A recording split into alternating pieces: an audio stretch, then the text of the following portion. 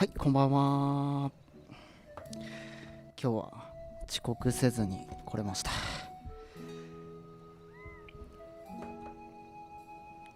コモンゲームズさん、ポムポム34さん、シンゴさん、ベルフェゴールさん、トルクさん、こんばんは。今日は、ポルニウムさん、こんばんは。動画説明欄にある通りなんですけど、魚鳥村の出身の、魚鳥村以外にいる人物をちょっとたくさん探していきたいと思います。ちょっとゲーム音でかかったみたいです。ごめんなさい。ちょっといじります。よいしょ。こんなもんかな。でね、時間なんですけど、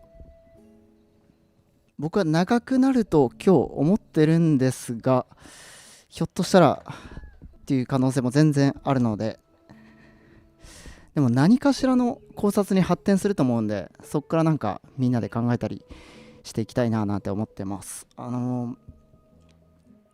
ね、なんか何かをやりながらの作業用の音声として聞いている方はそういうのはできないんですけど、もしお手すきでしたら、一緒にどっか回ってみたりやりながら見るなんていう大人プレイもおすすめですので、はい、よろしくお願いします。馬宿の橋、はい、ありがとうございます。そういう情報をかなり待ってます、今日は。タラコさん、海月さんでいいのかな。ブレ君さん、ハイネコさん、アダムさん、よもぎさん、十景さん、つくしさん、のどあめさん、お刺身さん、こんばんは。立ちっぱなしで長時間、立ちっぱなしですね。はい。僕はもう、スカイウォードソード以来、スカイウォードソード発売前に、スタンディングデスクをね、専用のやつを買いまして、そこからもう、ずっと立ってゲームしてます。で、高さを調節できるやつなんですけど、一応そうしてますね。で、まず各村から行きたいと思います。ほんで、リクエストもいただいてて、コメントであったのが、ハイラル城探索っていうのがあったので、もし時間が余ったりしたら、そこら辺も行ってみたいと思います。で、途中のね、集落とかだけじゃなくて、さっき馬宿の橋にいるんじゃないかっていうこともおっしゃってた方いたし、そんな感じでね、集落以外の場所の普通の街道とかも、あとボコブリンとかに襲われてるやつとかね、そういう人たちも一応チェックして、区長か服装かですよね、そこら辺で見分けていきたいと思います。ってことで、まず集落からいきましょうかね。で、そうだ、魚鳥村のまず住人がどんな格好をしてるか、もともとこういう人ですね。桔梗さんなんかはこんな感じです。さっき情報いただいたんですけど、基本的に花の名前になってるみたいなことをさっき聞きましたね。植物っていうことではないのか。そういう大きいくくりではなさそうですね。で、果ての村じゃないが、魚鳥村出身の人はこういう格好をしてるということでしたね。じゃあ、まず果ての村から行くか。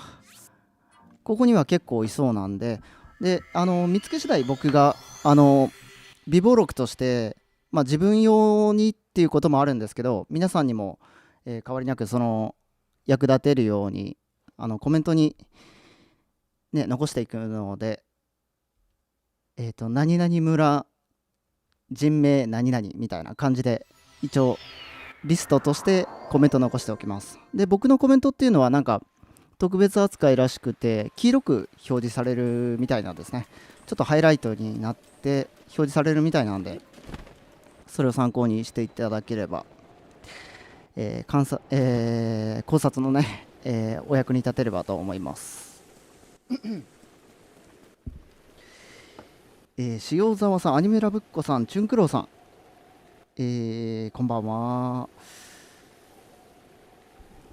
パッと思い浮かぶのはかかり込む。あ、その人もそうなんですよね。なんか噂聞いたことありました。なんか結構コメントもらってるね。ちょっとすぐ読みたいな。まず雨をこれやめさせたいな。やませたい雨を。この後コメント読みます。で、僕今着てるね、この黄色に染めたこの衣装がちょっと気に入ったので、これから僕がブレワイやるときはこの衣装っていうトレードマークになったらいいななんて思って、ちょっとずっと着ていく感じですね。南さんこんばんは。かかりこ村の弓矢さん、そうか、弓矢さんか。ああ、ちょっと後で行きましょう。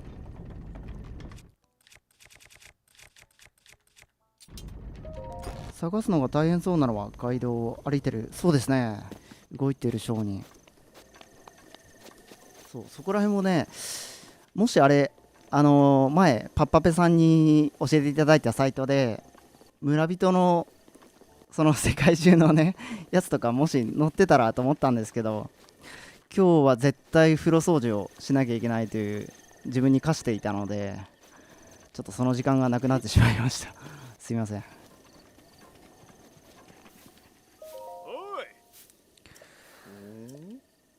この人は違いそうかな。標準語ですね。いわゆる僕らの、日本に置き換えたら、リアル世界の日本に置き換えたら、この人も標準語か。うん。ガイドがやっぱり最後になりそうかな。うん。市から村のグラネットは C 家族です。そうですね。グラネットはロベリーの、ご子息ですね。息子さんですね。チューミンさんみたいな名前の馬かロバで物売ってる人もいて、わかりました。襲われてる人だったかもと。魚取の住人も植物由来の名前、他の配慮人と同じですね。そうか。オコバとかと一緒ってことか。神宮しずくさんこんばんは。ヒーローさんこんばんは。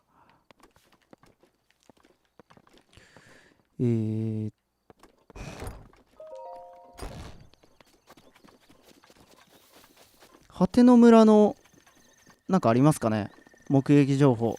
知ってる方いたら教えてください。夜さんこんばんは。いつも考察動画楽しませてありがとうございます。なんか嬉しいです。そういうコメントは本当に励みになりますね。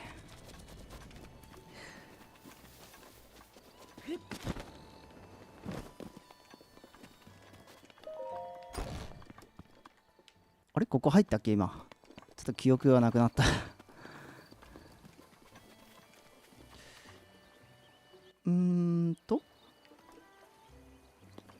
ちょっと待ってくださいね。魚取人疑惑のある聖司も調べてみたら、紫の花。ありがとうございます。聖司か。聖司ってなんか、なんだっけ、構想かなんかの名前だったっけ確か。それの花はちょっと知らないんですけど、そうなんですね。聖司は花があるんだ。葉っぱのことを僕は聖司だと思ってたんですが、それに花があるんだな。つばぶき。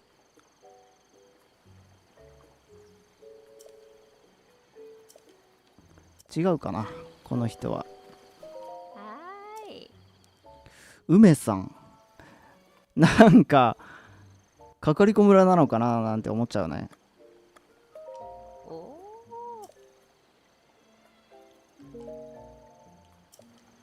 なんか口調的に違うかな。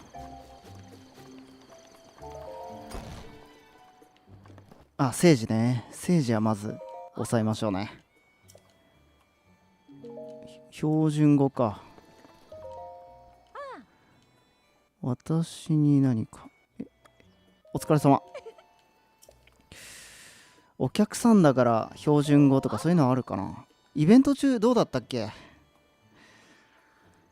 変わんないか。でも標準語だったような気がするな。満作のね一連の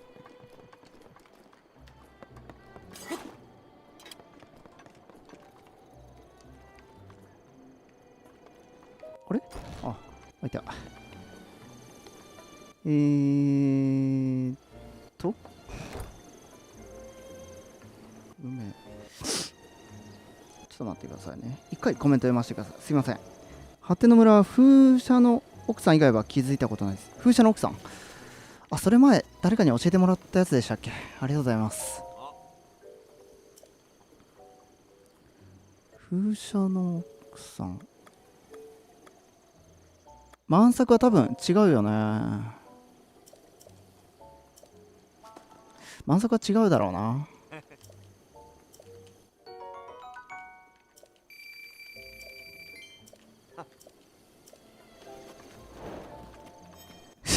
最後、あ、完全にバレたな。これでちょっと判明するか。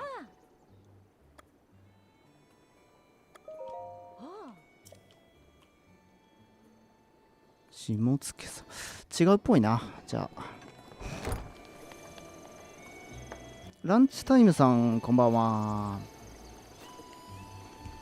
風車小屋の奥さんと疑惑の政治一家。そうか、政治一家ね。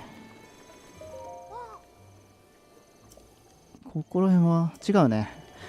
あと魚鳥村をね、放送前に回ってた絵気づいたんですけど、子供は標準語みたいですね。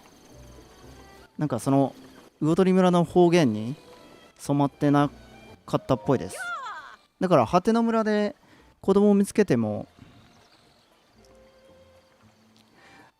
多分標準語なんだろうな。その魚鳥村出身かもしれないけど、だとしても標準語なんだろうなと。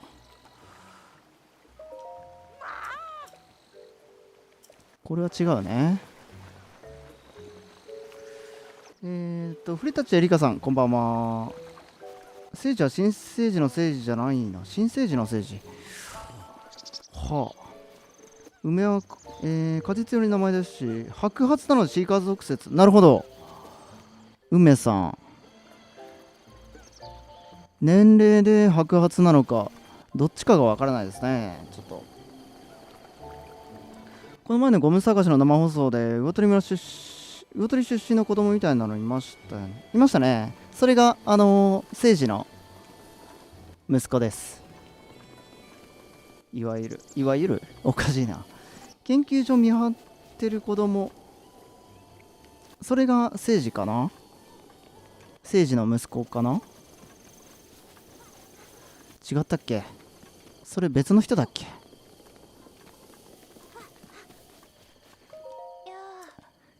この人、この人そうだね。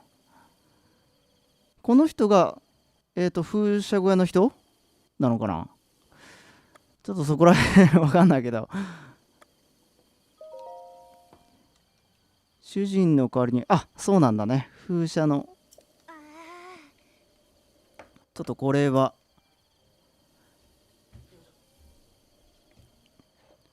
ちょっとキーボードどうしようかな。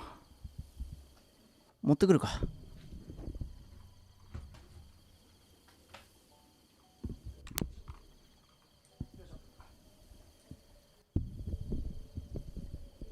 ちょっと待って、こっちでいいや。ロレルだったよね。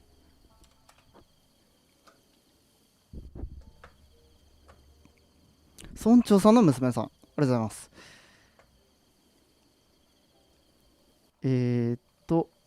はて、そう、なんかおかしいんですよ今日、キーボードが。なんでだろう。ずっと治ってないんですが、変換がなんかおかしいんだよな。うわー、ダメだ。一文字ずつ。うわー、どうしちゃったんだこれ。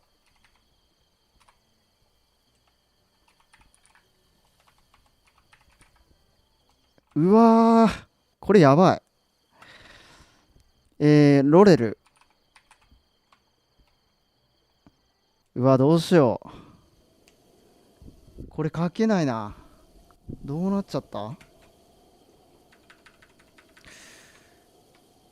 これどういう状態？うわ、書けない。ごめんなさい。やばいわ。マジか。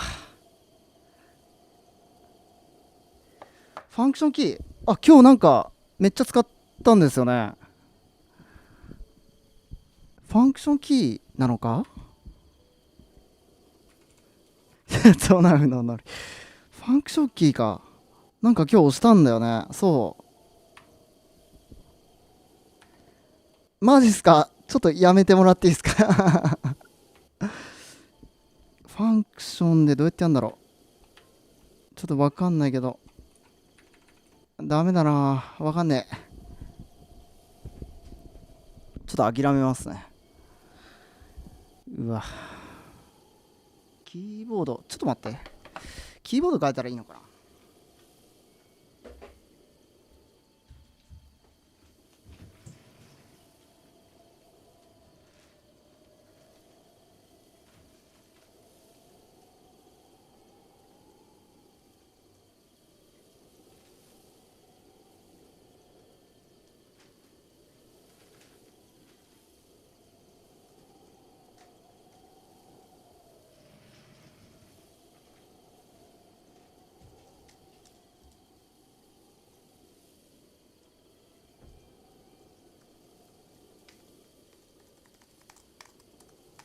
あ、ダメだ。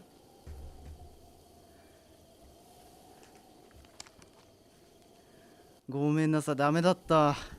充電がなかった。ちょっと今のうち充電しとくか。ちょっと。えー、っと。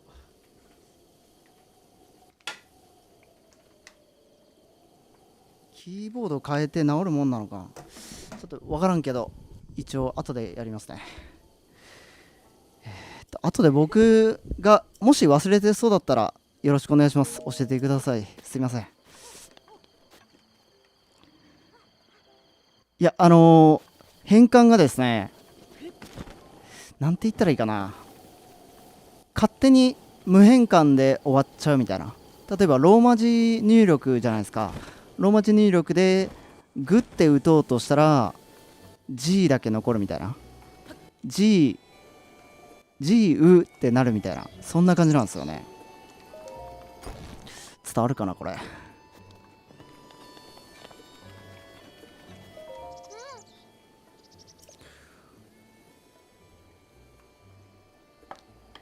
マップコピーして手書き？マップコピーして手書きってなんだろう。マップコピーして手書き。エンタ太郎さん、NNN さん、こんばんは。とりあえず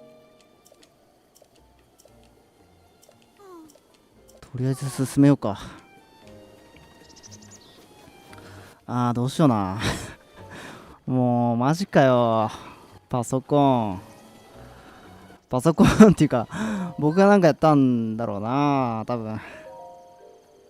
ファンクションよう使ったわけよ、そういえば。毒されてるこの子。でもシャゼに乗っ取ってないから憧れても入れないと思うけどね。ダで終わってないからな。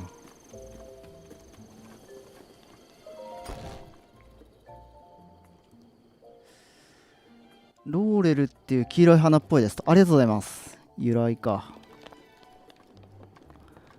うわマジ悔しいキーボードなんとかして。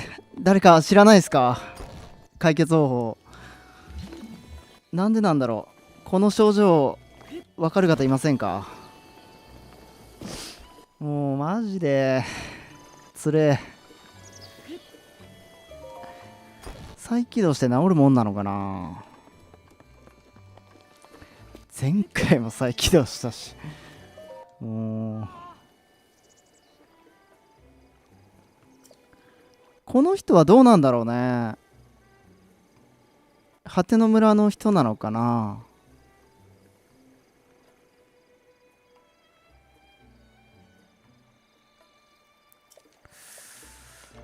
うん。キーボードを抜き差し。はあ。あ、電源入れ直すとかっていうことかな。ちょっとやってみるか。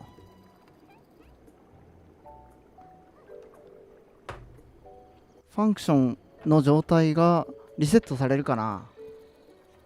されるといいな。治ってない。もうこれなんなの。初めてなった、こんなこと。もうマジかよ。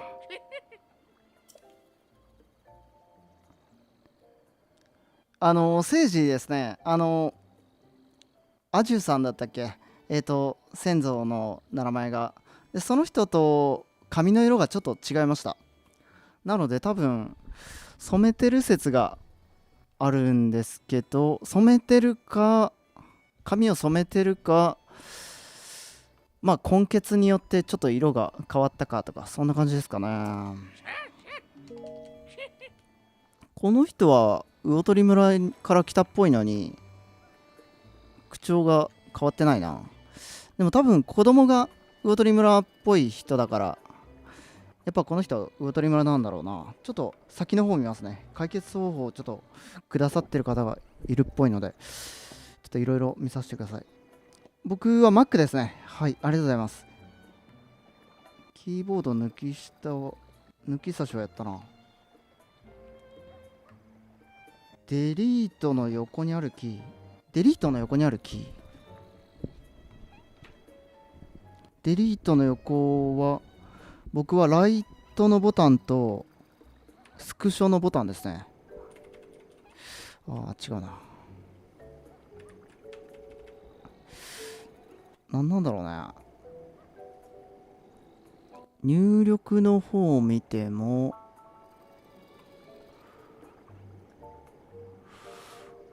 ライブ変換ってなんだろう。よくわかんないな。違うな。アピカさんこんばんは。A 君さんこんばんは。ノーパソじゃないですね。普通のデスクトップの、iMac ですね。キーボード反転してバックスペースって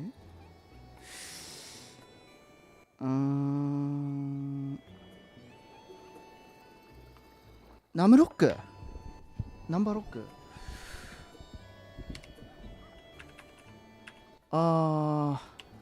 僕テンキーにナムロックがあるんですけど、押してもダメでしたね。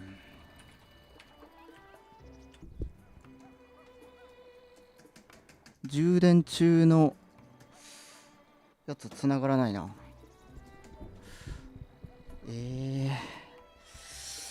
っとダメでしたね。すいません、ありがとうございました。いろいろ後でまた考えよう。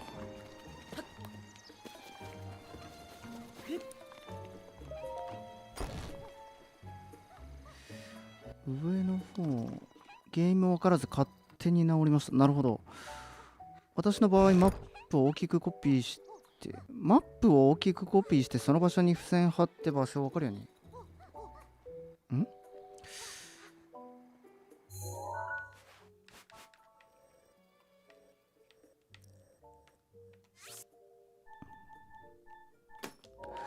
なるほど。ちょっと一応マーカー置いておくか。違う意味かもしれないけど、すいません。違う解釈だったらすいません。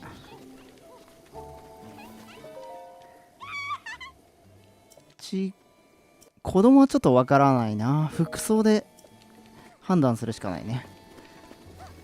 で、この時間、聖司の子供は、どこにいるんだ？上の方にいるんだっけ？それが聖司の子供だったかな。これ時間かかりそうだな、今日。長くなりそう。聖司の子供、名前がまずわかんない。この子じゃないか。この子じゃないね。格好的に。い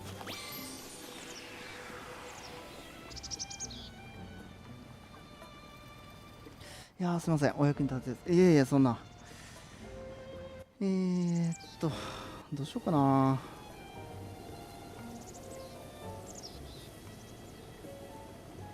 現実世界でコピー機でコピー。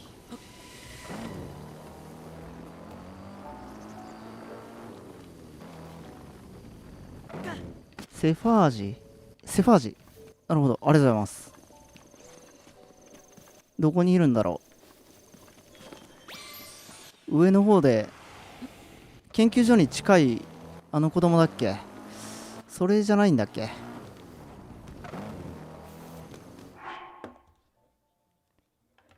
お、ありがとうございます。コントロールキーとコマンドキーとイジェクトキー。イジェクトがないな。イジェクトがないかも。コントロールキーとコマンドと、ちなみに Mac です。ちょっとこれでやってみるか。違うね。何を触ったんだろうね。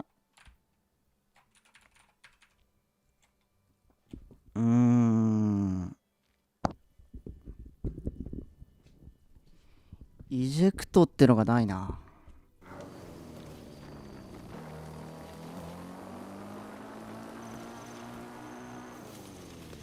すいません。お、これかな？違うね。この子じゃないんだ。よし、下ろう。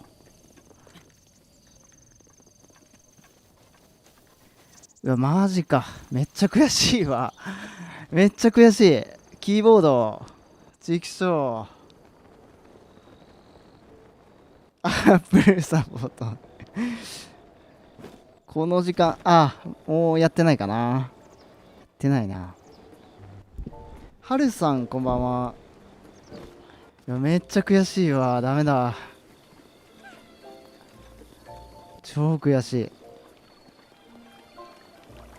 今、探してますね。はい。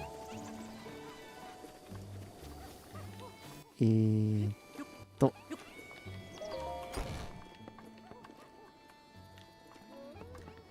セファージュはもっと上にいる。なるほど。ちょっと上から行きますね。すいません。その間、ちょっとコメント読もう。ちょっと待って。ちょっと一瞬で。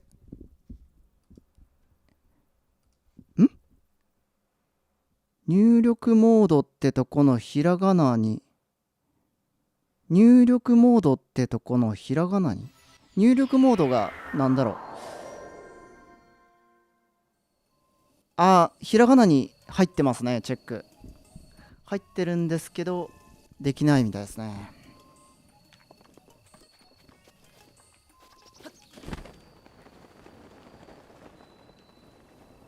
うわ、悔しい。本当に悔しい。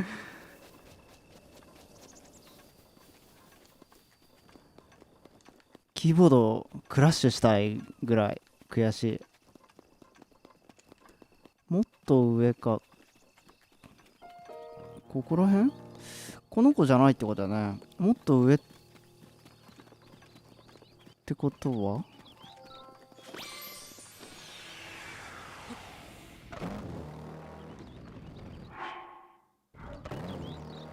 よいしょ。目撃情報いろいろありがとうございます。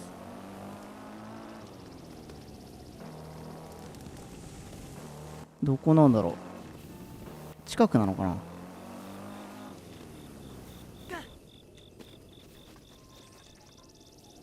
ファイル。今の子に話しかければ場所わかる。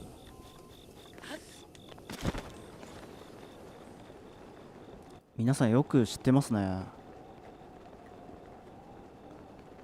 あ、この上になんかいなかったっけ。あ、これか。この子か。あ、そうだそうだそうだ。ありがとうございます。セファーローだって。セファーロー。標準語だね、やっぱり。確認したら。なんか少林寺やりそうな髪型してるって前、自分で言ったような気がします。貝殻は胸につけてますね。魚鳥村の少年の象徴ですね。そうですね。教えてくれればいいんだけど。ありがとうございます。セファーロだって。セファーロは何だろうね。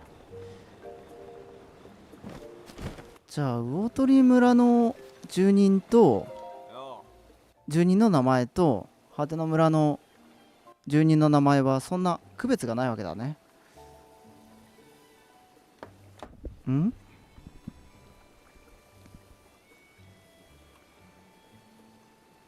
確定される場合があります。は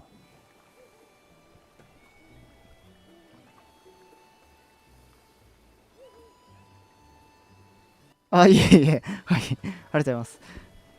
ちょっとそれ試してみていいですか。ありがとうございます。古舘エリカさんの、書式設定ツールバーを非表示にすると、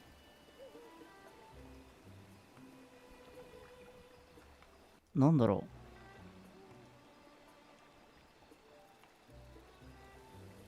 書式設定ツールバーがわからないな。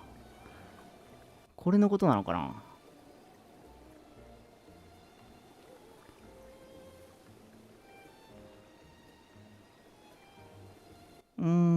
わかりました。ありがとうございます。日本語環境設定ってのがあった。これだけ、じゃあ、ちょっと試させてください。めっちゃ悔しいわ、これ。マジか。マジかよ。入力そう。なんか変換についてのやつがないな。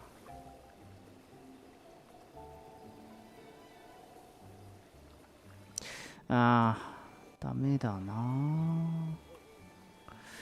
ちょっと諦めますわ。ありがとうございました。わかんねえ。この人は違うっぽいね。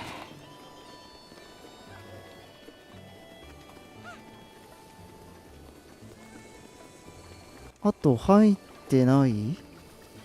畑とかに人いたよね。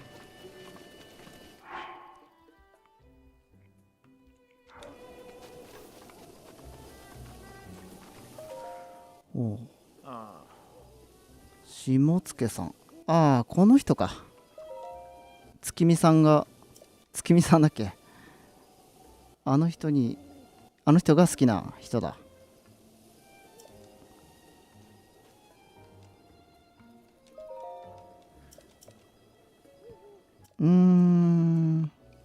違うっぽいね。魚鳥村出身ではなさそう。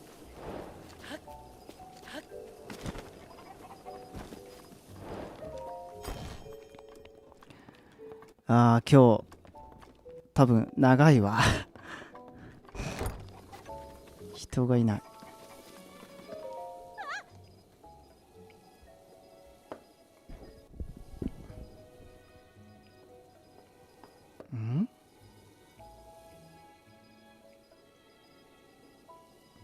ありがとうございました。ちょっと今できそうにないですね。難しそう。ありがとうございました。放送終わったらじゃあ試させていただきます。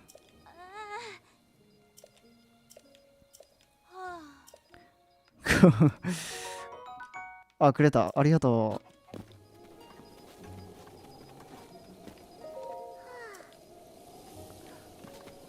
う。魚取村じゃないね。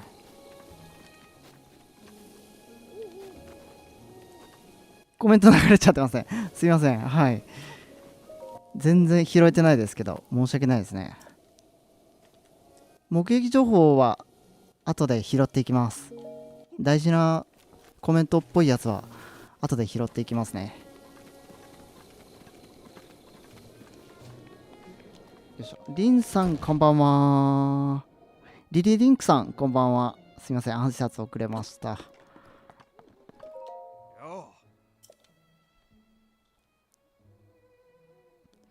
この人は違うね。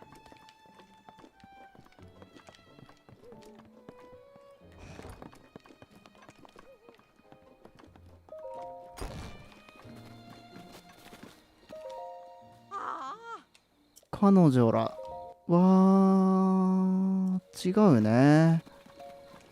口調からして違うね。で、ここには人がいなかったかな。さっき入った気がするね。ここの2軒か、あと入ってないのは。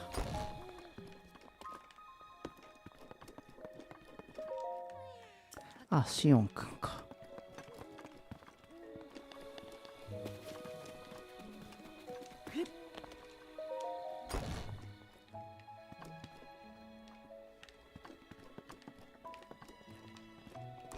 ああ、ここか。よし、果ての村はこんな感じかな。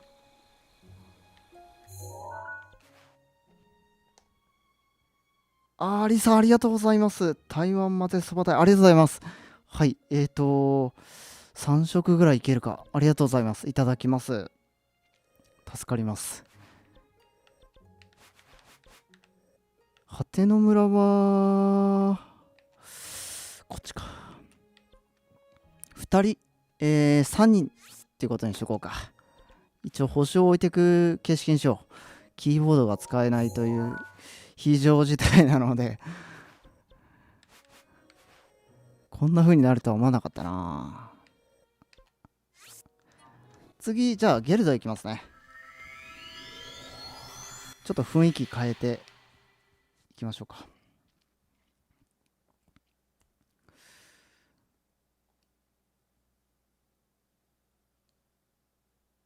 ごめんなさいね、だいぶ拾えてないけど目撃情報を結構動画説明欄の通りです。変わってません。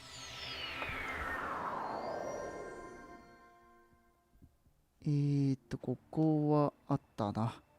はいはいはい。村同士の距離もセキュリティもかかりく村ほどじゃないし、行き来しやすいのかもしれない。魚取村と果ての村ってことですよね。なるほど。位置も近いですからね。よいしょ。ライブ配信のタイトルにゾナー疑惑って書いてあった気がするけど、気のせいか。気のせいじゃないですね。はい。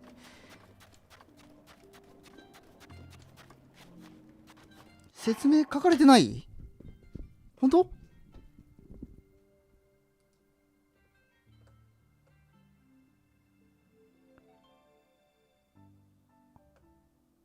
あれ？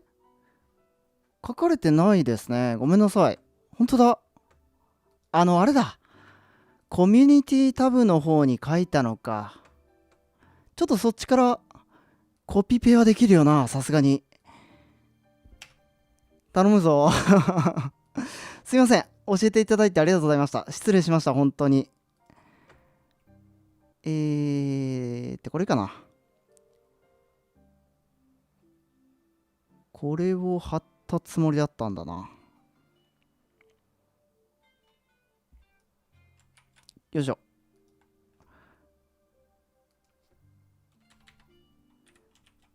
すいません、今貼りました。申し訳なかったですね。すいません。なんか貼った気でいましたね。よくやるんですよ、僕は。本当に申し訳ないです。で、ゲルドの街はね、ほとんどがゲルド族なんで、もう結構すぐ終わるかなという感じだと思います。わかりやすいですよね、ここは。まず宿屋というか、まあ、火を起こせればね、どこでもいい。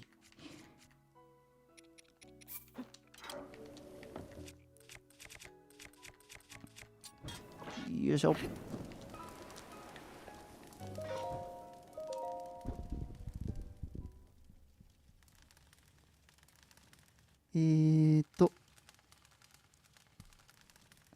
さて打とうとすると S、みたいな、そういうことですね。はい、そういうことです。まさしく。さてさて。じゃあ、ハイリア人を探せばいいんですね。要するに。簡単そうですね、ここは。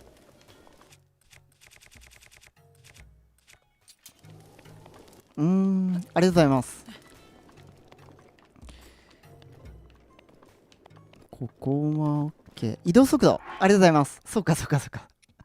そうだ、これ作っときゃよかったな。ありがとうございます。毎度、皆さんありがとうございます。助かります。もう本当に抜けてるんだから。申し訳ないですね、本当に。ハイリア人どこにいるかな。なかなかいない。それはそうか。外にいるボテンサとかって多分違いますよね。普通の標準語っぽい話し方だった気がするけど、違うかな。覚えている方いたら教えてください。で、この中にはさすがに普通のハイリア人はいないだろうから、撤収でこっちか。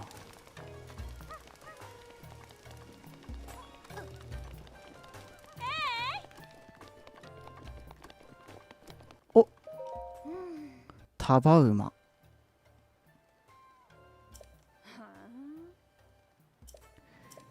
違うね、口調が標準語だ。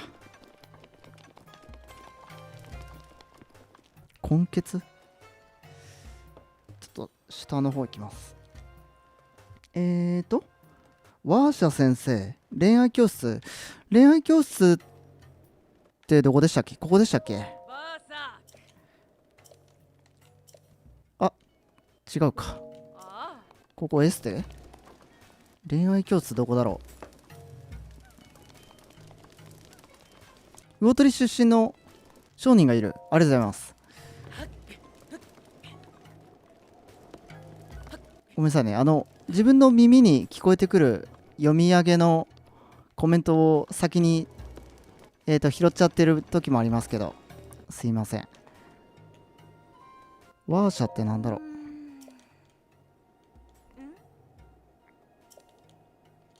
う。ゲルドにはいないと。ありがとうございます。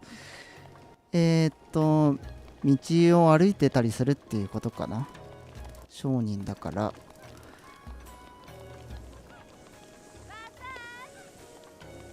練習場、あっちか。ありがとうございます。こっちだな。訓練所の前、ありがとうございます。これだっけ、さっき入ったとこか。確かにちょっとピンクいですね。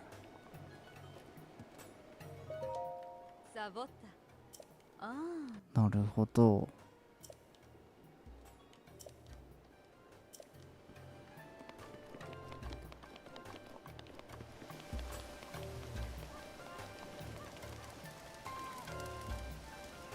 モルドラジークのいましたね。あれはゲルド族じゃなかったでしたっけ。肌の色、確かにちょっと褐色よりちょっと肌色っぽかったかな。ちょっともう一回見てみるか。気になる人物だったんで。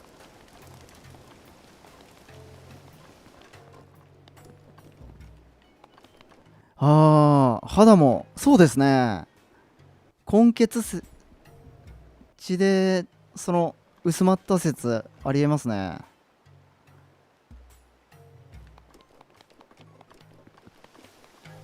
よっしゃよっしゃ。ここら辺はいいか。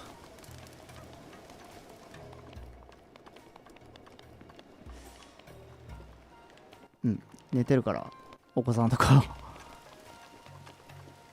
ドクコさんこんばんは。お、なんだろう、これは何語なんでしょう。すみません、挨拶ができないけど。新加智樹さんこんばんは。この村はちょっと男いないですね。ボーイハントに行くためのレクチャーですね。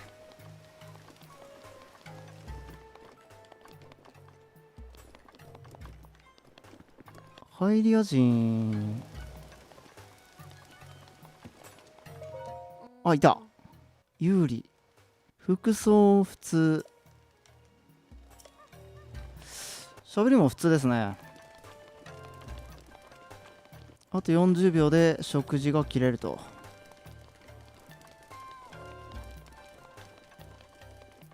食事もすぐ底つきそうだな。しまったな。これで回ったかな全部。そんな感じだと思います。こっちが汚いか。ここは OK。ここは来てないかな。あ、行ったわ。ってことは行ったな。全部行きましたね。よし。じゃあ、ここだ。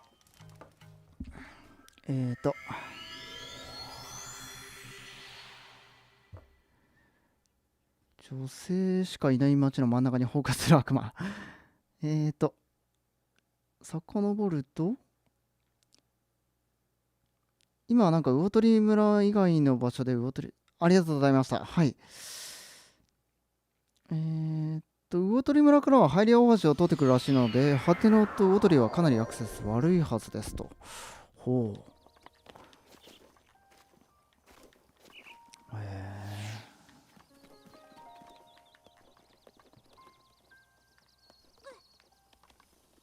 ん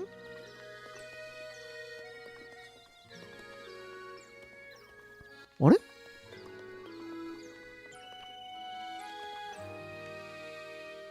これ偶然かな。ちょっと待って。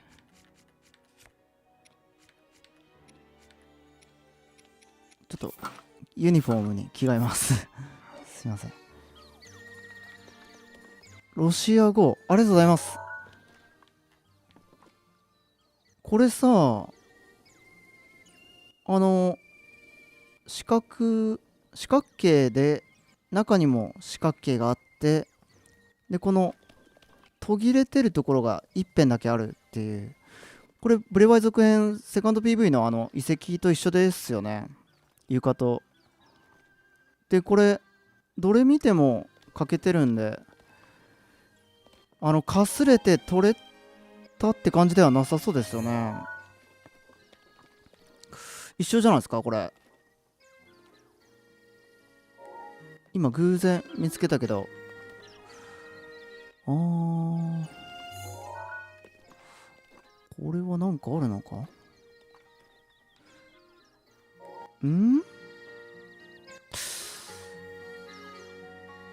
これはちょっと脱線するのか。全部そうですね。これ多分意図的ですよね。これリトのマーク渦巻いた、これかすれて取れたとかじゃないですよね。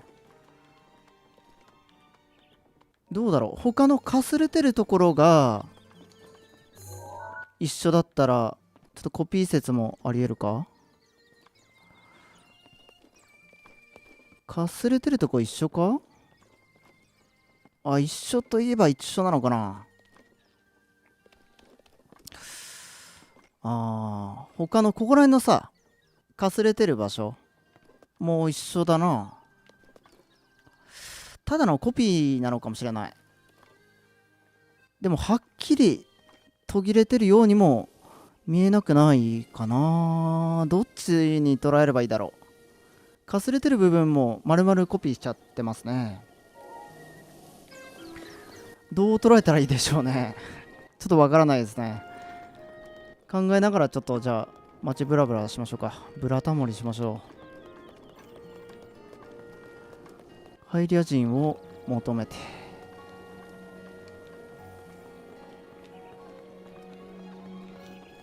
うん。玉手はではないように見えると。なるほど。うん。なんかくっきり分かれてる感じですよね。こうなんか遠目で見るとなんか綺麗になんて言うんですか、その目安とその中のこの空洞の線と同じくらいの幅でこれも空いてますもんね。あるからだからなんかそんな気がしてきた。ちょっとハイリア人いた？もうそっちのこと忘れてた。ハイリア人いった。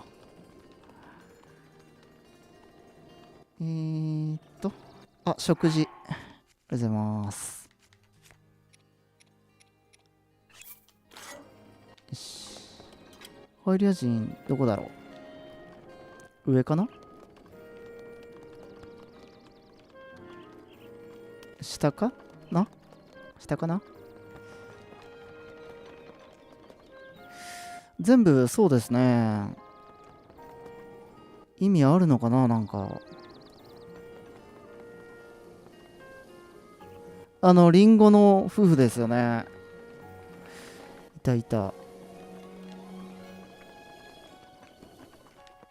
上か。ありがとうございます。ここバイク乗っていいのかな？あ、ダメか。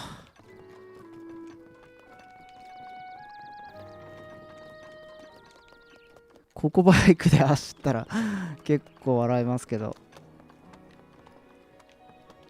これか。あはは。ありがとうございます。髪の毛白い。若いのに。C 家族か？ジュノー。ジュノーって何でしょうね。何だと思います？ジュノー。C 家族っぽい特徴はないか。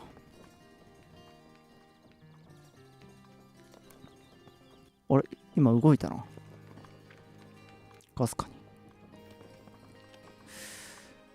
に。わかりませんな。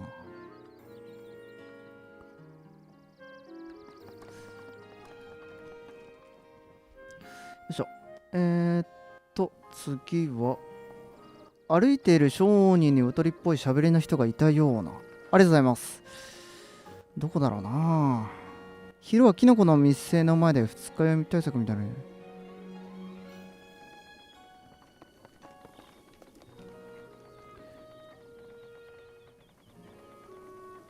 っしゃよっしゃよっしゃ。肌の色。OK。目撃情報もあるか。ありがとうございます。花の品種に樹能がある。ありがとうございます。助かります。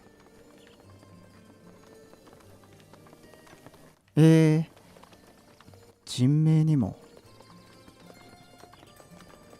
樹能、女神。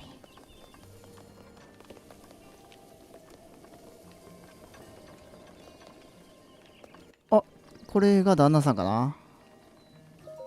格好はリットの羽毛ですね。違うっぽいな。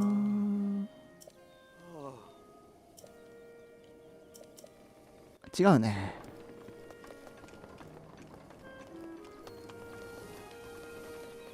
うん、よし、次。そうか、馬宿も回らないかんのか。うわ、今日、多分長くなるぞ。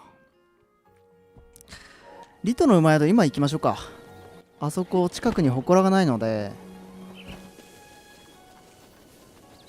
うん。あ、そういう皮肉なのかもしれないですね。なるほど。そこは思いつかなかった。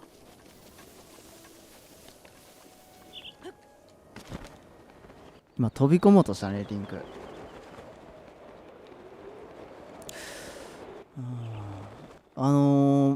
セカンド PV のね、天空遺跡の床みたいな、あの模様はちょっと頭入れときましょうね。何なんだろうな。関係あるんかな。この辺りって、遺跡と岩の色は一緒ですよね。一緒っていうか、まあ似てますよね。それぐらいしかちょっと出せないかな。よいしょ。キノコのミスネ。ゲルドの町のキノコの店の前ってことか。取りこぼしてる？魚取村じゃない。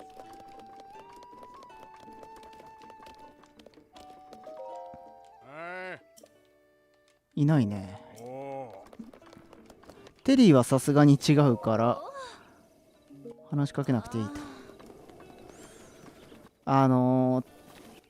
例えばさ、魚取村から嫁いできたり引っ越してきたりしたんだけど、そこのね地域に合わせて標準語に直したっていう人もいるかな。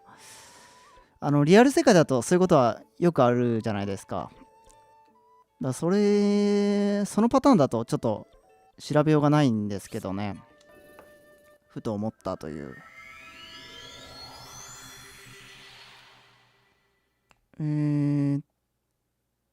と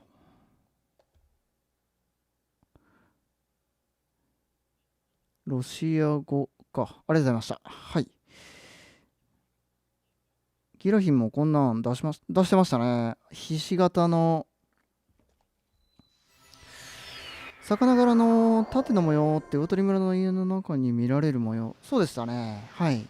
床にマットとかありましたね。この服脱ぐの嫌だけどしょうがないですね、ここは。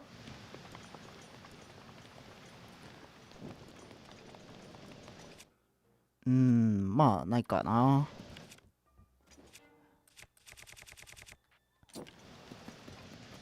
隠す意味がまあでもあるか。あるっちゃあるかもしれないですね。ゾナウに関わってくるので、なんか本当にちゃんと調べたら分かるっていう、その謎がちょっと解けるみたいなぐらいのことが隠されていてもおかしくはないかなとは思いましたね。今一瞬で覆りましたけど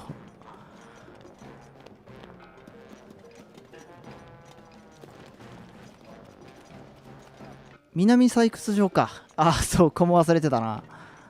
この後行きましょう、ついでに。そこまでのちょっとコメント読みますね。ごめんなさい。魚取り装備と考えてるんですが、旅人で持ってる人見かけた。あ、どうなんすかね。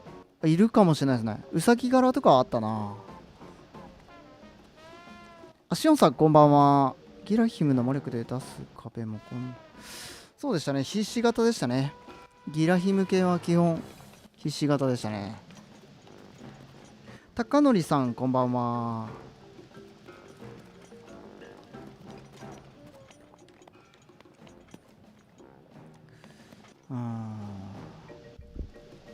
たまたまではないように見えると。そうか。セカンド PV に出てきた縦の出てる竜のデザインどっかで見た気がして、はい、ほぼ同じデザイン見つけたんですけど、めっちゃ気になりますけど、それ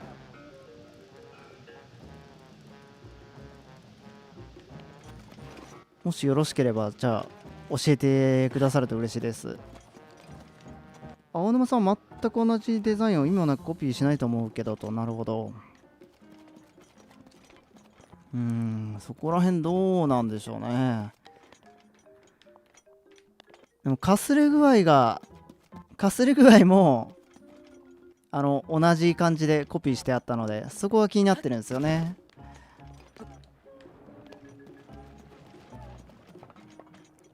ガノレ。な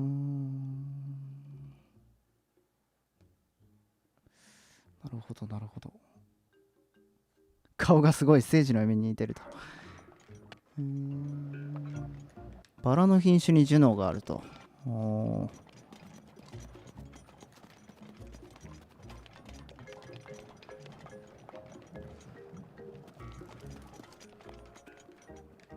いしょ。結構読み上げてないけど読んでるっていうコメントが結構ありますすいません、分かりにくいかもしれないですけど、はい。皆さんになんだろうな、知らせるつもりで読むっていうことも結構あるかな。その区別は結構曖昧なんですけど、はい。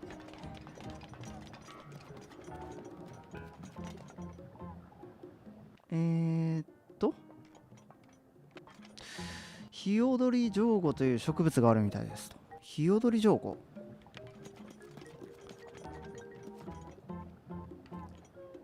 魚取村の人、魚取、わかりました。ありがとうございます。ちょっと後でもう一回見ましょう。さあ、回ったかな。ここにはゲルド族が来ていたはずで、まあ、あれはゲルド族だからいいか。で、南の採掘場、南採掘場か。あそこはこっから行きましょうか。上から行った方がちょっと早そうですね。忍耐来そうですよね。毎年来てるっていうことですから。自力で天空行けるのリトぐらい。そうですよね。天空遺跡と関わってるとすると、そこら辺が怪しいですね。空にあるっていうところが。ちょっと地図出した方がいいな、さすがに。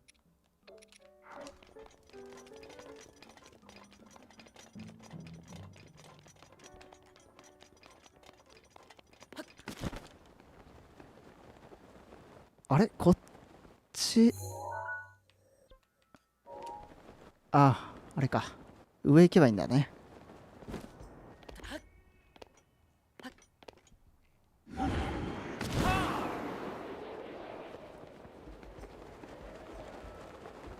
ガノレイという人物は見つけましたでしょうか。市原村まだ行ってないですね。ありがとうございます。魚取村の人間としてどういうことだろう。魚取村にいるってことなのかな。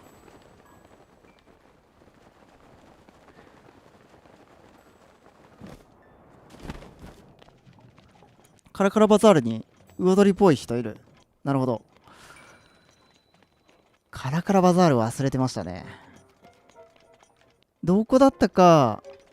あれなんかこの大化の鎧、石鎧くれた人どっかいましたよね。ここじゃなかったっけ。こっちか。この人か。マサキーさん。口調的に違うかな。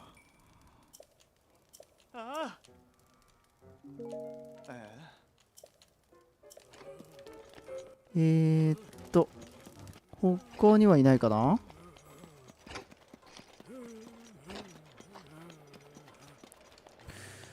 ここで終わりか。いなさそうでしたね。まずじゃあ各村回りましょ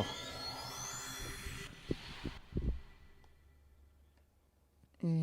リリットと下のヒノックスの遺跡の素材は違いましたね。PV のやつとは。色も違うんですよね。天空遺跡は昔々で技術がない頃の話なら、当時は離島族だけが飛んでたどり着けたから何か関係しよう。うん。浮かんでるってのはなんか関係あったりしますかね。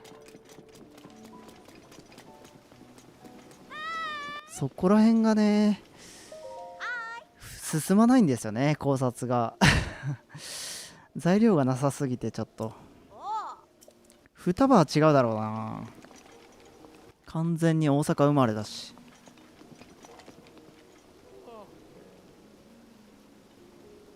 タバンと馬やの平原外れの馬枝の少し北側で、あ、わかりました。ありがとうございます。まず村回ります。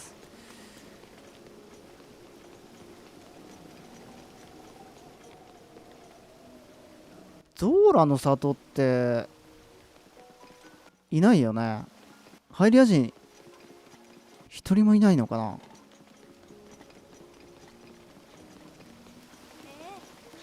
大阪生まれっていう偏見ですけど。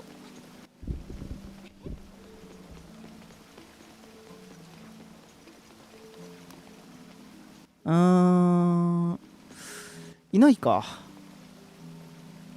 いないですよね。いないですね。ゾーラ族しかいないかな。そうそうそう、願いのカワイビビント。そこ、僕ちょっと気になってたんですよね。それって人間がいるのって、ここら辺じゃなかったでしたっけ。ここら辺か。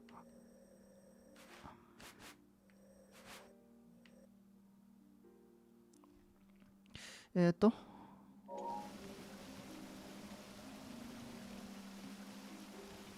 ごめんなさいね。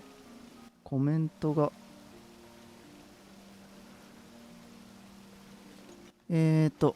ここぐらいかな。ゾーラの里はもういないか。その橋にいるのかな、イベントの人って。ここら辺の橋かな。なんかいたっけ。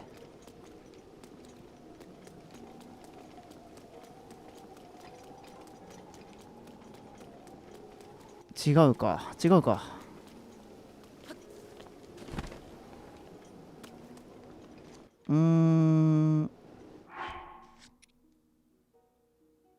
そもそもまだ解決してないイベントかもしれない。もしかしたら。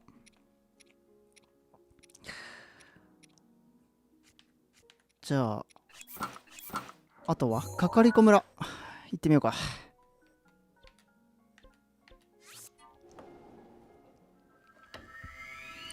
もう10時15分か。すごいな。早いな。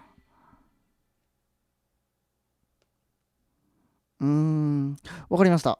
ずっとゾーラの里に居座るってことか。イベントが終わってたら。僕のこのデータはね、ちょっとそこら辺が曖昧ですね。終わってるのと終わってないのがバラバラで、結構いい加減なデータですね。攻略版の最後に人物一覧があったので、ありがとうございます。はい。あ、人物一覧みたいなやつありましたよね。そうだ。僕も持ってます、それ。忘れてたな。完全攻略みたいな、5センチぐらいある分厚いやつですよね。人物、じゃあ全員乗ってるってことなのかな。ここだったよね。この人ですよね。着替えてると。セローラ。もろ魚取村の鉛ですね。この人は間違いなく大阪ではない。よっしゃ。馬宿近く、アクオ湖。わかりました。後で回りましょう。今はまず村だけ回っちゃいますね。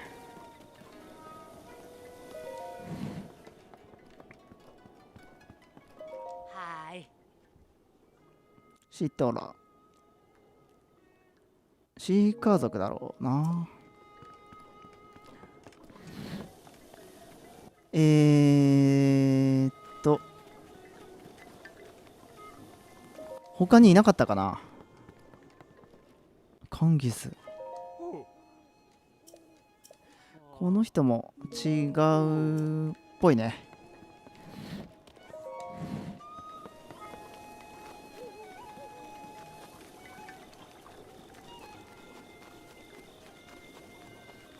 インパのところはいない。でここも違うでしょ。ここも違う。シーカー族ばっかりだな。あ、ここ違うね。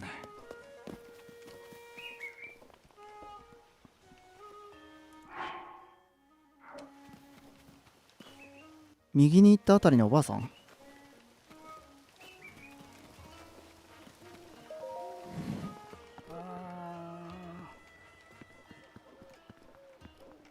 ちょ山に登らずに右に行ったあたりのおばあさん。怪しいというのはどう怪しいんでしょう。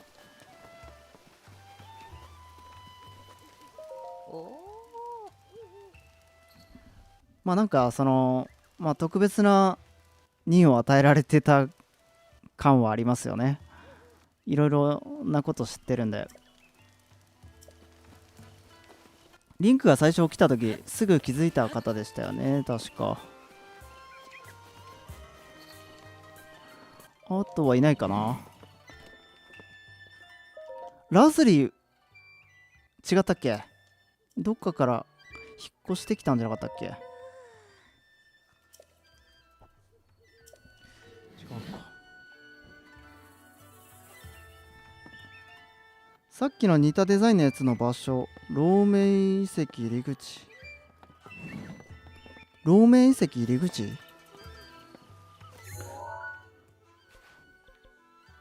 まあ、ここまでかな。ちょっとそこ気になるんで行ってみていいですか。多分皆さんもそっちの方が興味があると思うので。ありがとうございました。たまたまスリスリしてる人って誰だっけ。あー、マルリアンちゃんをゴシゴシしてる人ですね。いたな。そこら辺の人を回りたいですね。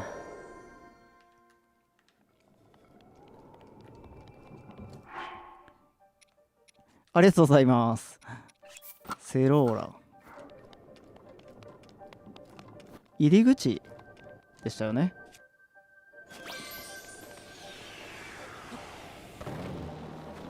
うん、僕はセロリかなーなんて思いました最初。アセロラか。それ濃厚ですね。アセロラ、なんか赤いやつでしたっけ。全然知らないですけど。ローメ入り口というとここになりますよね。ここのどっかにあるということですか。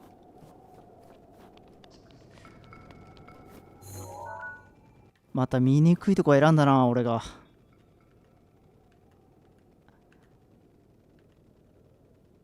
ょっと見にくいとこ行こう。見やすいとこ行こうか。コメント読みます。各地の目撃情報後でさらっていきますね。ありがとうございます。ワタララ族、噂のワタララ族か。ワタララワタララ族。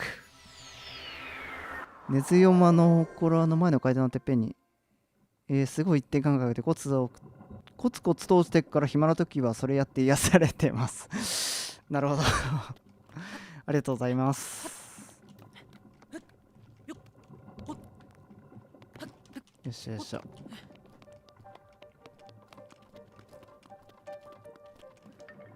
ローメイ遺跡入り口ってここら辺のことですよね。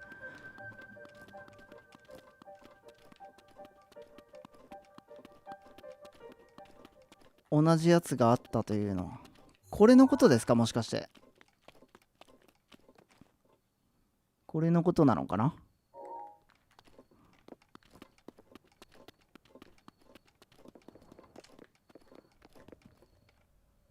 陸地の彫刻。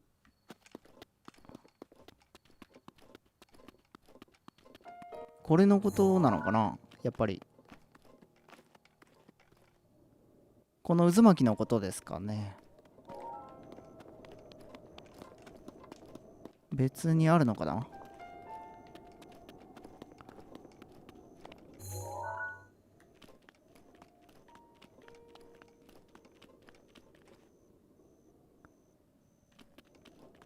あ、それですか。ありがとうございます。似てますね。はい。似てるけど、なんか閉じてるようなところがちょっと違うって感じですかね。ありがとうございます。これなんかはセカンド PV のね、上に飛んでいくポイントっぽい感じですよね。二重丸っていう。まあ、至るところにあるんですけど、まあ、関係あるかはちょっと分かんないですね。ただの二重丸といえば二重丸なんで、なんとも言えないですね。さあ、集落で、あと回ってないのは市から村か。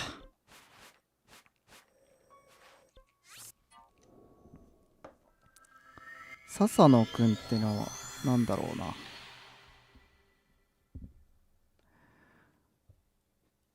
あ、それがラブレターイベントか。果てのは草や木、魚取村花と明確に区別されてる中、先祖代々花が由来の名前なのは聖樹の一族が。なるほど、ありがとうございます。それは有力な情報ですね。一応区別はあるってことか。魚取村とオコバ、そうですね。話すんだら怒るお姉さん。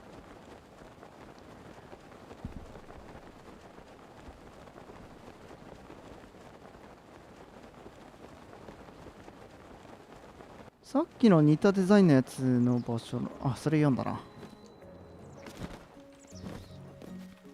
さあ、ここにはいるかな？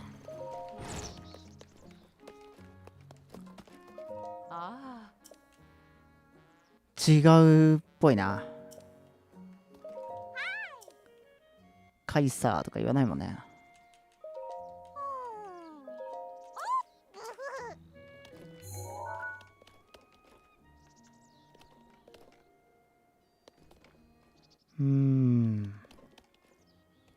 格好も魚取村っぽくはないな。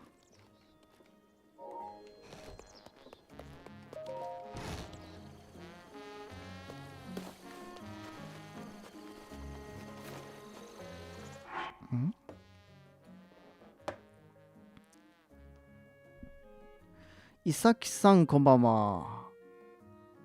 イグルス橋。あ、はい、ありがとうございます。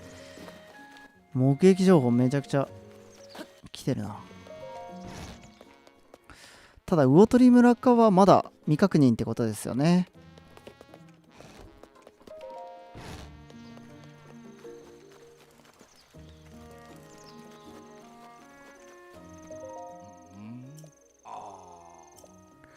この人は違うか。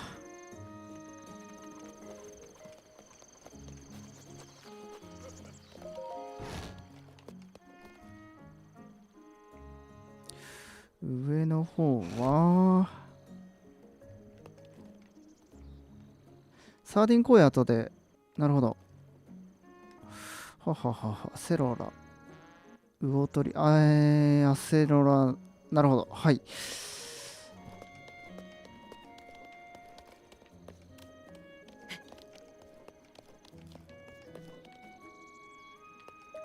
これは、ああ、そうか。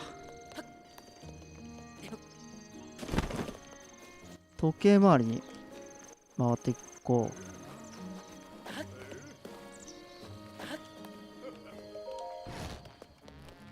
えのきだは違うよね、多分。普通の喋り方だった気がする。今人入ってきたね。なんかリンクが言うセリフじゃないけど、僕が言うセリフではないんですけど、人入ってきてないか。ドアが閉まっただけだった。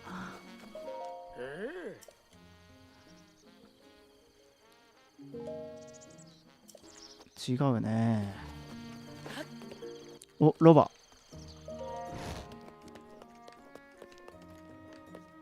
ここはここも人がいないか。グラネットか。なるほど。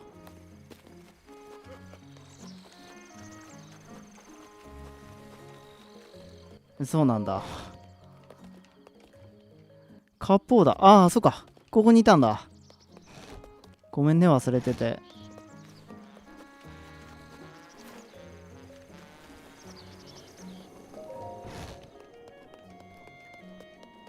一周しましたね。さあ、そろそろお腹が空いてきたかな。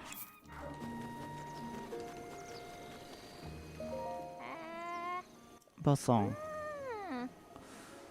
違うっぽいね。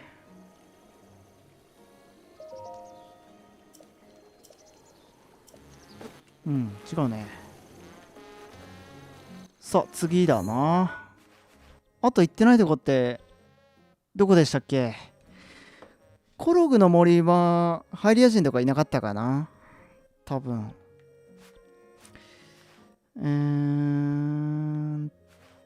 回ったかな？集落は回った気がする。ってことで、先にオアシス行っとこうか。オアシスの目撃はどれだったかな？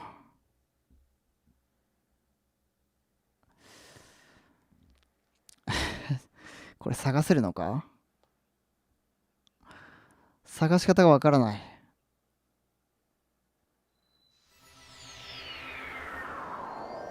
魚鳥の村の人たちって結構広い範囲で稼ぎに行ったりしてるのですねと。あ、嫁ぎにか。そうですね。田舎者ですが結構いろんなとこ行ってますね。いろんなとこ派遣されてます。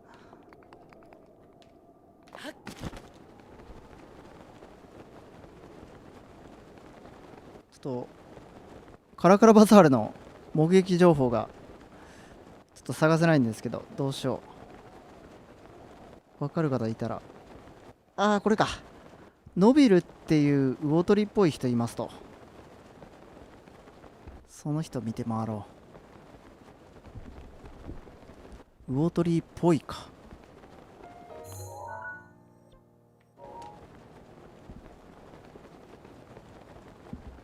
あ、また着替えなきゃいけないね。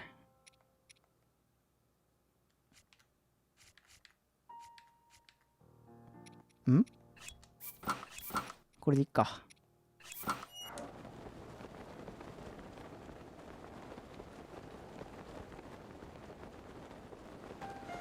これはコメント読むチャンスだな。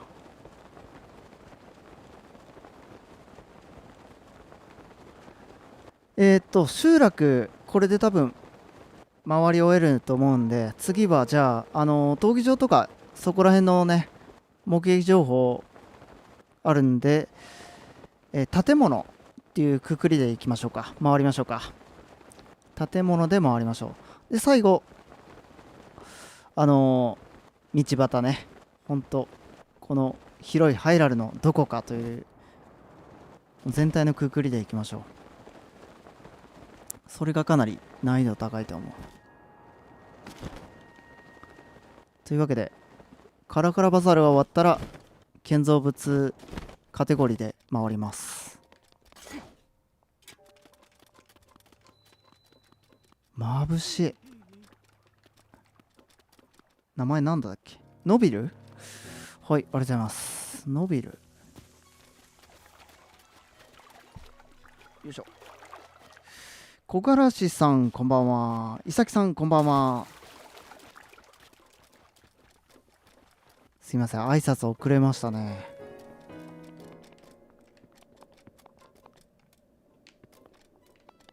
ノビル。ノビルってなんだろうな。名前からしてまず会わなくてもちょっとなんだろ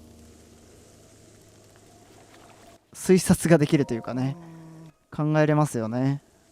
名前からしてもう植物っぽい名前じゃなかったら魚鳥村の出身じゃないだろうっていう踏み方ができるので、名前がわかるっていうのは結構いいですね。ノビル山菜がある。ありがとうございます。へえ、これは期待できる。植物か。まあでもハイリア人基本植物って話だったっけ。ノビルどこなんだろう。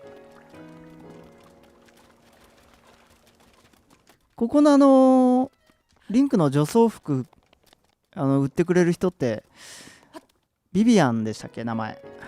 あの人は違うな。ノビルはどこだ。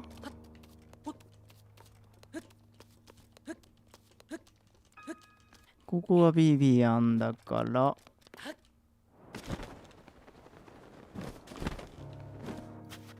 他の入り口あったか。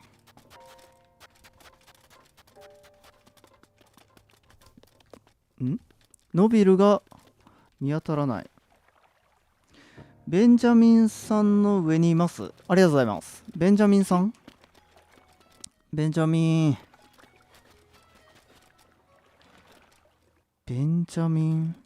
ってどこだ。ベンジャミンがわからない。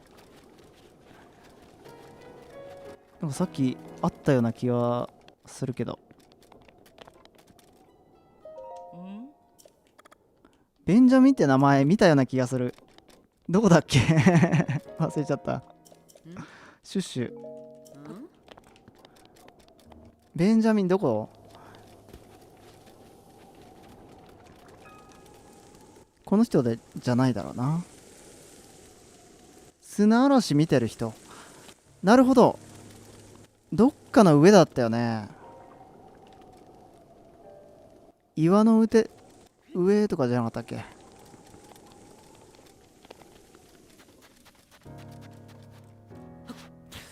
飛んでみればわかるか。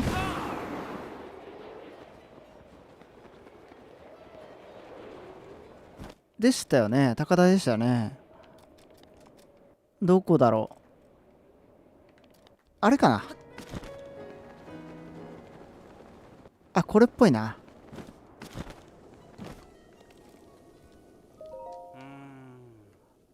うおー、ありがとうございます。これはなあ。うわ、微妙ですね、これ。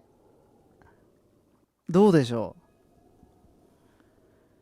ちょっとリガニーに似てる感じはありますよね。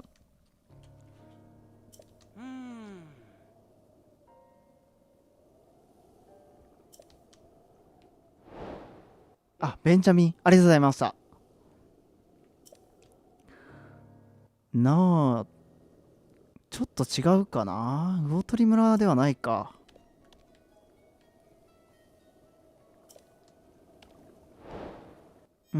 魚の骨っぽい。確かに。この模様何なんですかね。違うかな。ちょっとわからない。微妙ですね、この人は。どう思いますかね、皆さん。ベンジャミン、彼か。よっしゃ。ジュノ。さあ、じゃあ、上から目撃情報。建物編行きましょうか。ちょっとさすがに全部拾おうと思うと多分無理なので、建物で分かる方教えてください。今一応探してます。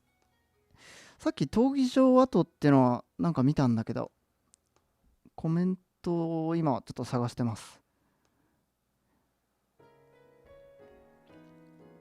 建物っていうくくりで言うと馬宿があるな。魚鳥村付近やちょっと馬宿行こうかな、その間。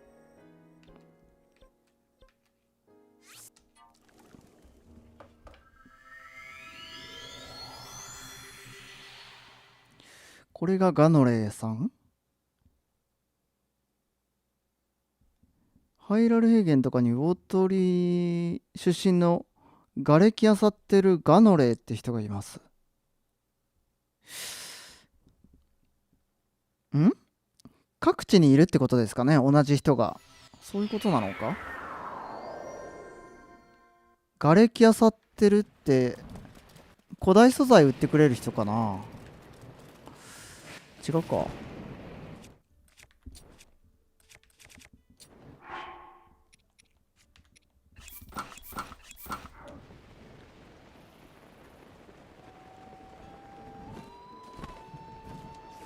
さあ収穫はあるか。実様東鉄違うね、名前からしてとろっと。あ、お肉の人か。肉マニアの人だ。違うかな。ああ、商人の傾向ありがとうございます。そうですね、歩いてましたね。雨だとどうしてるんだろう。この人は違うな。ちょっと焚き火、あ、違う。普通に止まればいいか。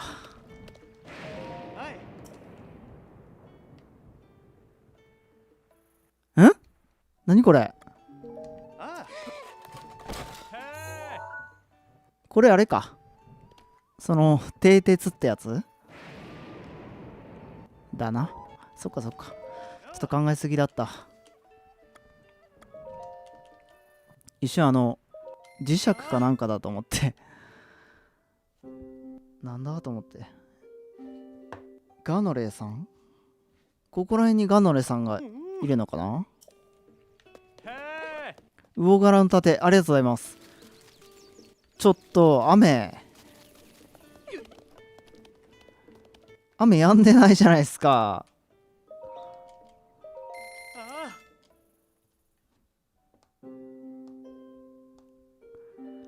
他にはチューミンさんとガノレーさん、ありがとうございます。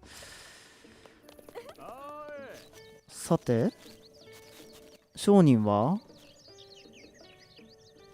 あれか。あれは岩田聡さんみたいな人のだな。違うね。この人は多分任天堂出身ですね。商人どうやって会えるんだろう。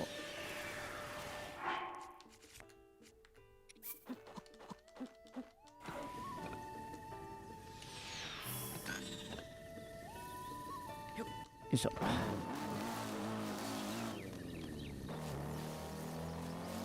商人はどっち方面にいるとかありますかね。とりあえず走ってみるか。こうなるともう建物のくくりではなくなってしまうけど。お、これは外れかな。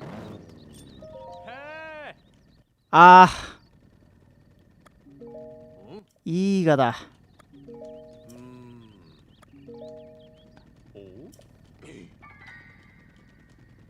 マジか。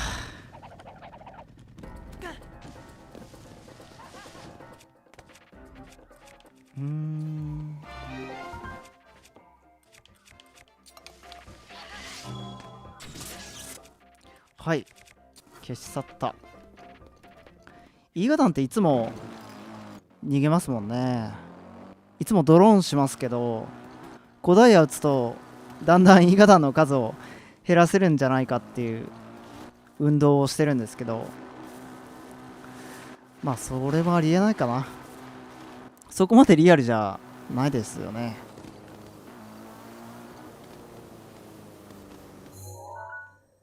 アクオアクオ橋方面、ここら辺ってことか。わかりました。ちょっと行ってみます。テスタ橋の方からちょっと行ってみようか。これ時間足りないぞ全部回ろうと思ったらね、やっぱ予想してた通り長くなるよね、これは。あ、デリーちゃんか。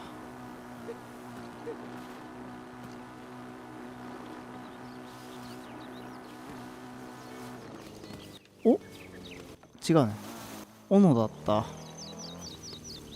商人、こうやって歩いてればすれ違うかな。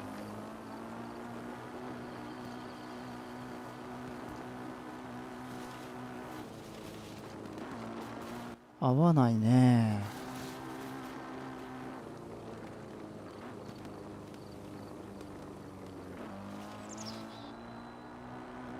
合わないね。このままやぶさめ受付のところまで行きましょうか。その2人だったかな、3人だったっけ。あそこら辺の複数人をちょっと調べてみましょう、ついでに。お、君かい？違う人だった。服装は普通のハリア人かな。そうか。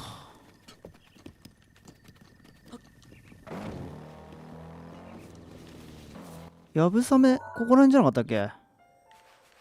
なんか勘違いしてますね僕。やぶさめ全然違う場所じゃん。アクオコの方行きましょうか。じゃあそっちの方行きましょうかね。じゃあ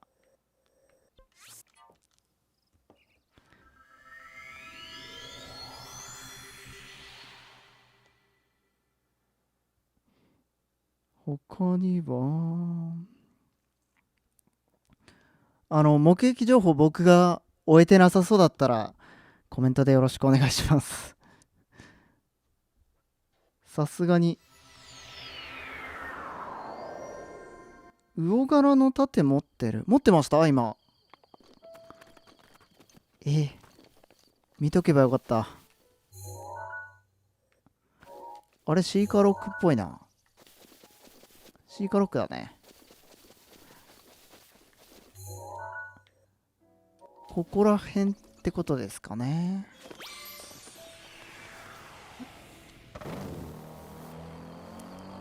探せないな。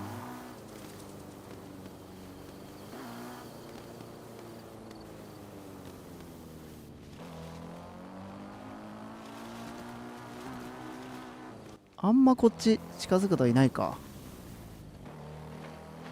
闘技場近くは闘技場の近くって誰かいたような気がする。一人なんか挑戦しようと思ってるみたいなこと言ってる人いたよね。いた今いたね。この人がガノレイではないのか。第3、違う人だけど見つけましたね。服装は普通、喋りも違うね。アクオコっていうとこの辺りですよね。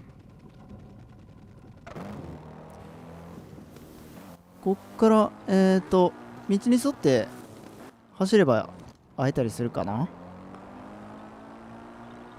ちょっとその考えでいきましょう。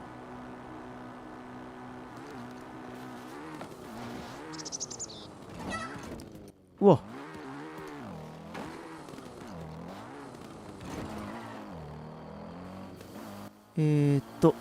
あくまで道に沿って。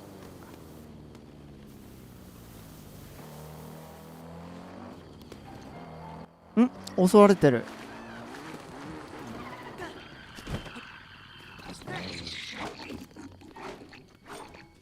武器持ってない。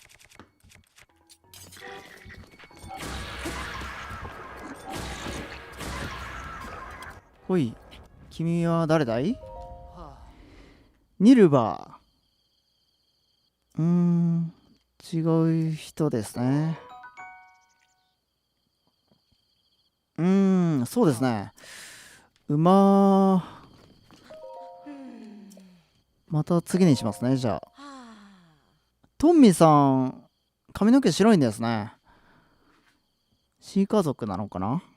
考えすぎかな？馬呼べないよね。どうだっけ？来ないか。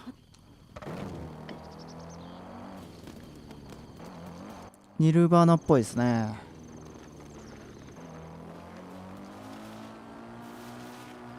その名前忘れちゃった。レノガーだっけ？なんだっけ？ガノレに会いたいな。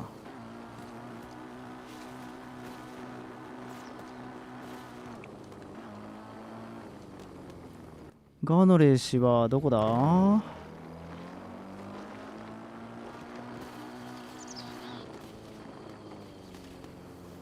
お、水浴びてるボコブリンが。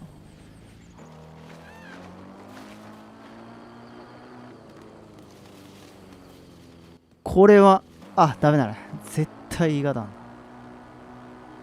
瓦礫漁ってる。場所が分かればいいんですけど、瓦礫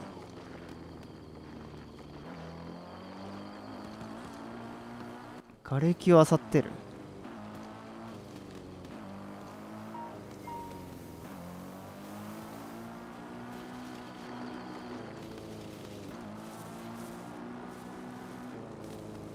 ガノレーは要するに歩いてる人じゃないってことですか？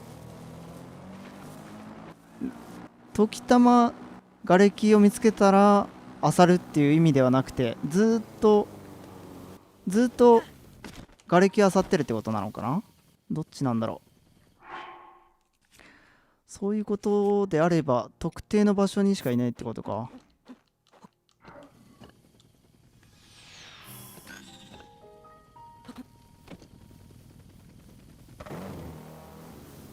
そしてその瓦礫がどこなのか。瓦礫っていうとなんかここら辺かな。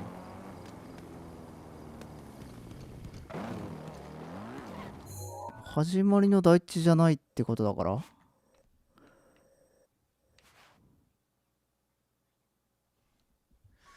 間だ。その場所はランダムってことなのか。平原外れの馬宿とテスタ橋の間と魚鳥村の東の2カ所。わかりました。ありがとうございます。じゃあちょっとこっち戻ってみますか。間にいるってのは、間にその瓦礫あさりポイントがあるのかな？そういう意味なのかな？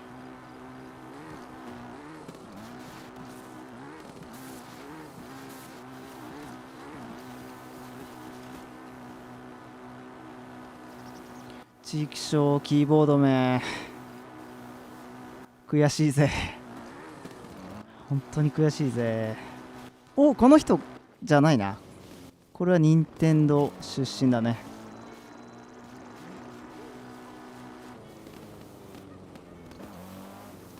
アリオニさんこんばんは。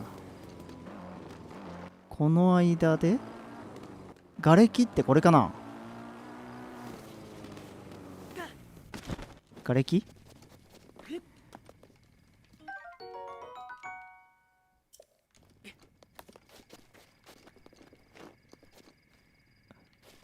任天堂出身。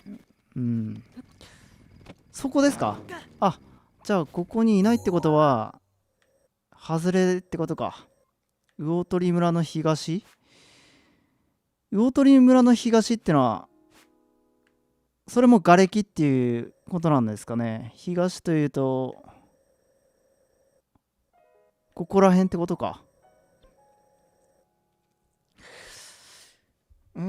各地を旅してる。ここを漁ってるってことですよね。いなさそうです。時間によって変わるか。なるほど。白銀ボコが出てくるんだ。白銀ボコがいないかな。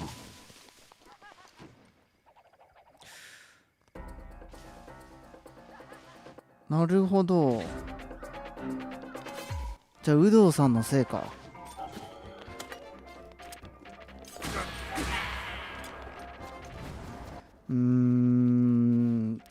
どうしようかな。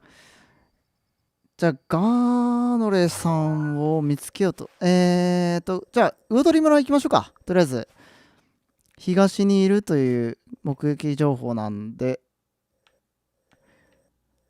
どこの辺りかはちょっとわからないけど、どこの辺りなんですかね。魚取村。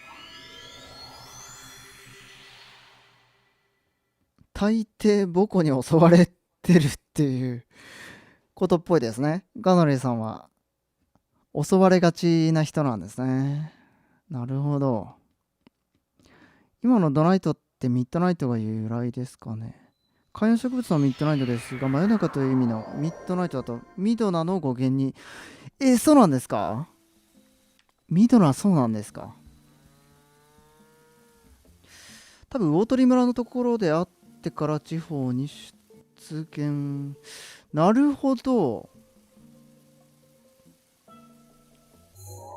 魚谷ってなんだろう。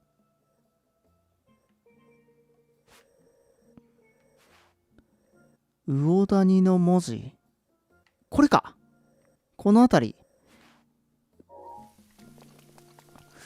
あ、西なんですね。じゃあなるほど、ありがとうございます。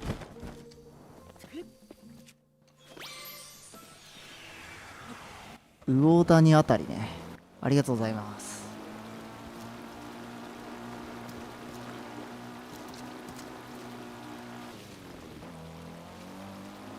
ここにいるはず。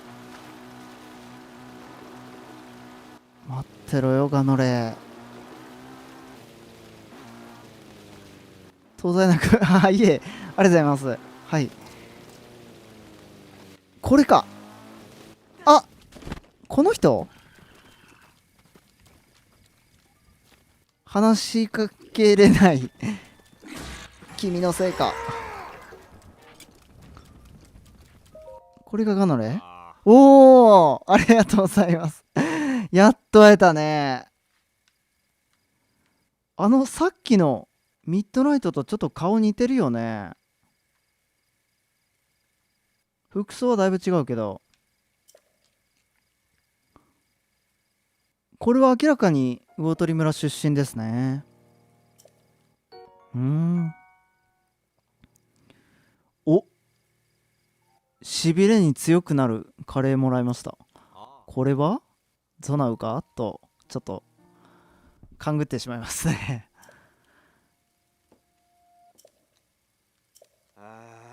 泳げない。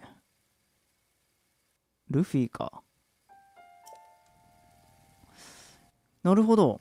ここで話すとこれから各地で瓦礫を漁るようになるということか。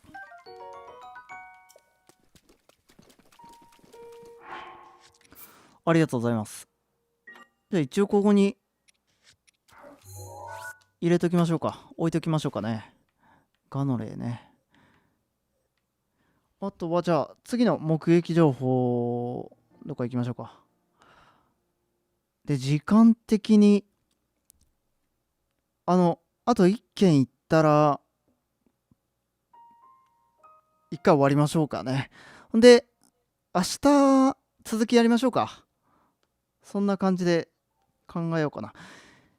ちょっとなんだろう、たくさん目撃情報もらったんで、それを全部回るのはちょっと難しそうってことで、また明日にたっぷり時間取れそうなのでそちらに回したいと思います。さて、じゃあ、今日のアーカイブ、僕、ずっと見ときますね。で、なんて言うんだろう、目撃情報の場所をまとめておくんで、また。そうしたらすんなり明日行けると思うんで、回ってみましょう。どっか1個、どっかあるかな。どっかって言ってましたっけ？あと、森の馬宿がなんとかって言ってたような。ちょっと探しながら馬宿回ろうか。目撃情報をあと一つ消化したら終わりたいと思います。楽しめた方は高評価ボタンをよろしくお願いします。村同士の距離、違うな。魚鳥村から高原の馬宿まで、あ、それか。チューミンさん。チューミンさんっていう人に会ってないですね。魚鳥村から高原の馬宿、高原の馬宿、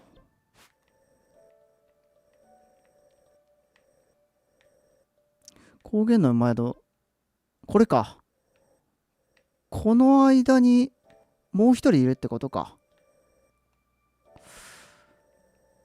なるほど。ここ結構長いですよね。ほんで何人かいろんな人と会えるんで。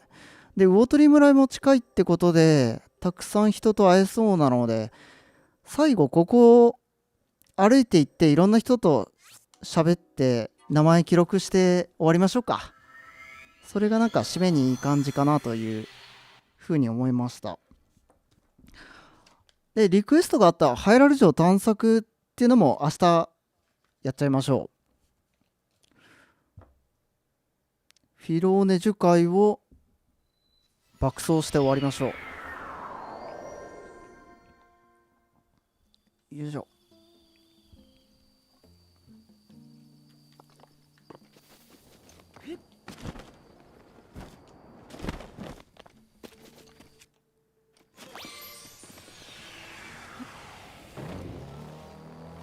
拾いきれなかったコメントまた見ておきますね。おっと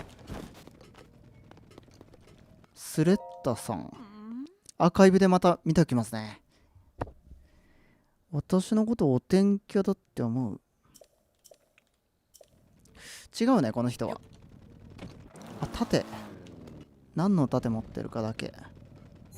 ウサギか。動物柄のやつか。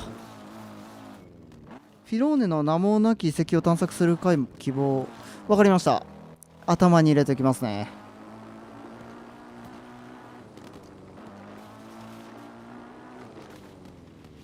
量は肉体労働。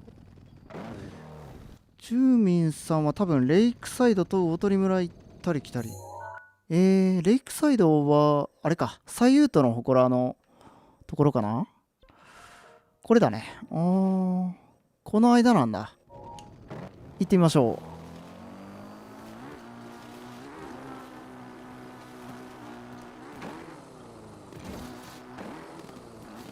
う。ちなみにガノレイ氏はもういなくなっちゃったんだね。瓦礫を求めて。そうか、瓦礫といえば、じゃあ今度から馬車を探せばいいってことですね。なるほど。お、第一村人発見です。名前がない。こんな人もいるんだ。名前がない人もいると。ガノレイポイント追加しましたね。通過しましたね。ガノレイもそうだったけど、ちょっと顎が長いです。イーガダン、なるほど。イーガダンか。あ、じゃあバナナ売ってるってこと？なるほど。買ってやるよ。いや、高いのか。高いな。イーガダンね。なるほど。名前がないのは言い方なんだ。わかりました。勉強になりました。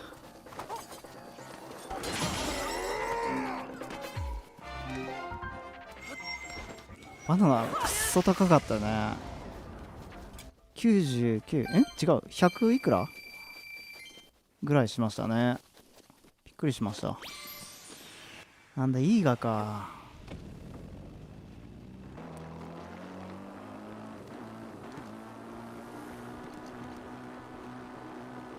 お、今度こそ第一村人。ホレッソン。ほうれん草か。植物ではありますね。口調が魚鳥村っぽくない。ほうれん草か。名前がない人はいいが確定。なるほど。うちの親がこのバナナ買ってましたボラれてる。おいっ子さんボラれちゃった。まあ、子供は純粋ですからね、買っちゃったんでしょうね。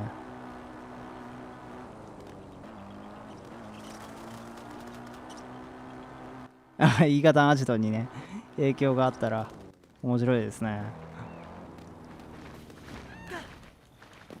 さあここまでのルートに一応なんだっけ、チャーなんとかはいなかったですね。この人は違うな。あ、あのさ、斧、この人か。この人違うのかな。あ、違うか。斧困ってる人、雷に困ってる人ってどの人でしたっけ。違うね。あの人魚鳥と関係ないのかな。あれ、今配信初見ですって聞こえたような。でもコメント見るとないね。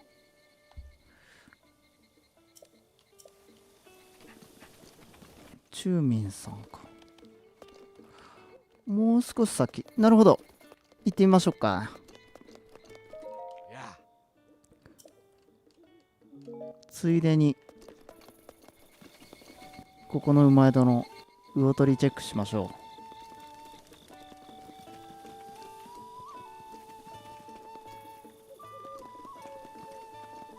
人がいないな。お、木の盾あるんだここに。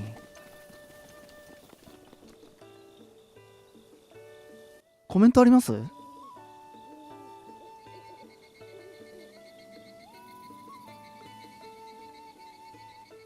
ん、あ、あれかな。フィルターで。あ、違うわ。あ、この人だ。あ、すみません。テムチーさんですね。すみませんでした。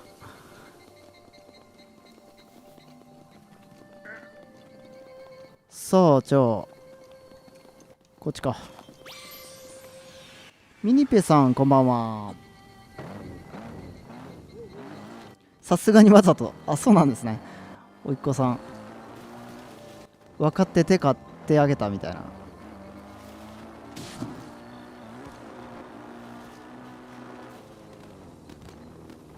メドウで研究所が見える件では長文失礼しました。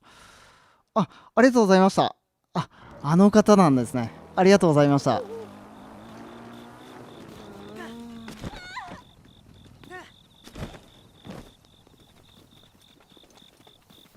立つの。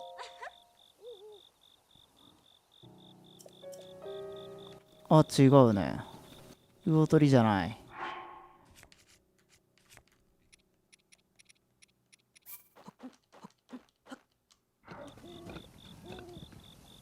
あ、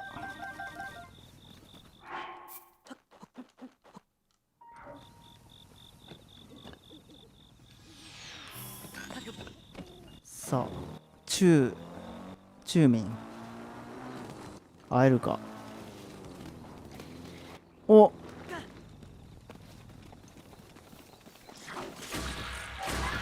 チューミンかな。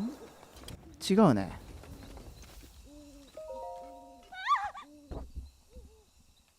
竜ってリゾ族は見えてるんですよ。モネさんこんばんは。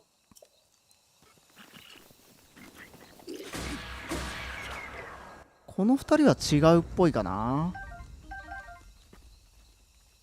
起きて2人合わせてナツメグ。なるほど、そういうことか。なるほどね。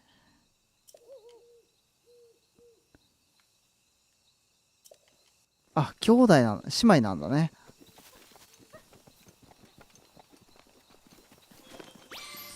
住民。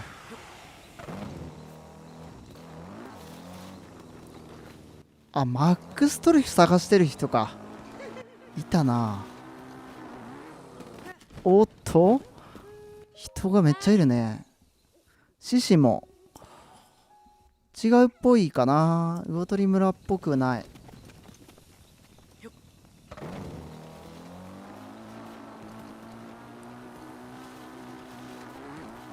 樹海出口までは行きましょうか。あ、違うね。馬宿まで行くってことか。それですね。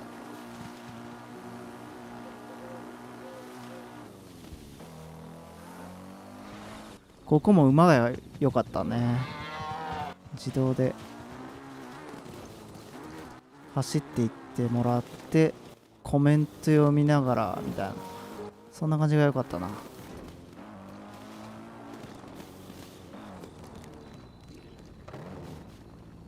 おっと、あ、違う。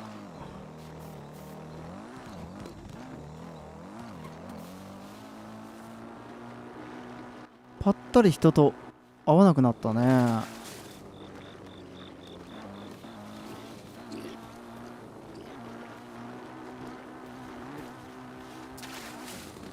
人がいない。あれ、中民どこなんだろう。馬宿までとりあえず行こう。左か。夜だから、なるほど。それはありえる。ちょっと一回じゃあ馬宿着いたらナツメグさんところぐらいまで戻ってみましょうか。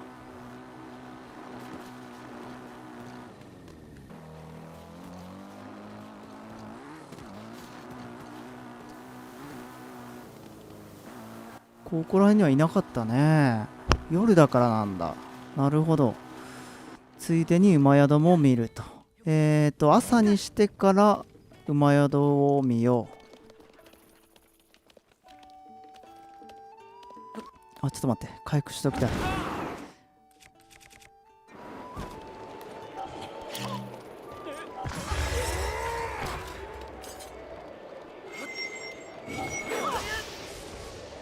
突然何をやりだすんだっていう。よし。そういうことですよね。人並みにそうですよね。寝かしてあげなきゃ。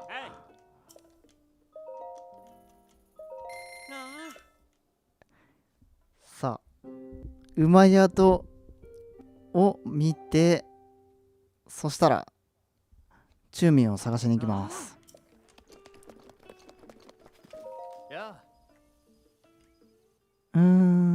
違うかな。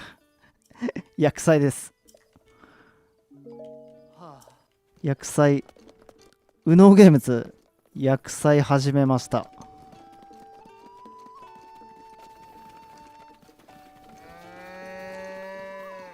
依頼を受けて薬剤始めました。すす穴、違うよね。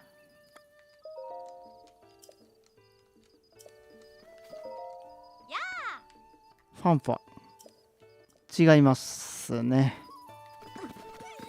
ソエさん、違うね。以上かな。ここは人が少ないかな。そう、最後じゃあ馬で行きましょうか。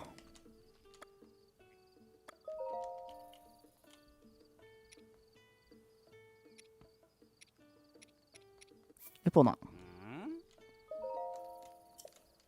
キムズ馬、そんな馬名前つけてたっけ。多分性格が気難しいとかそんな感じだったと思います。適当すぎ。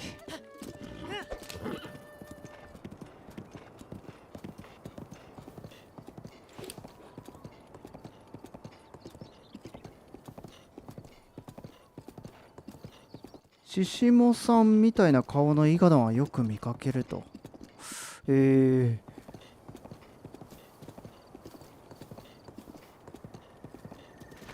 るほどね。ガノレさん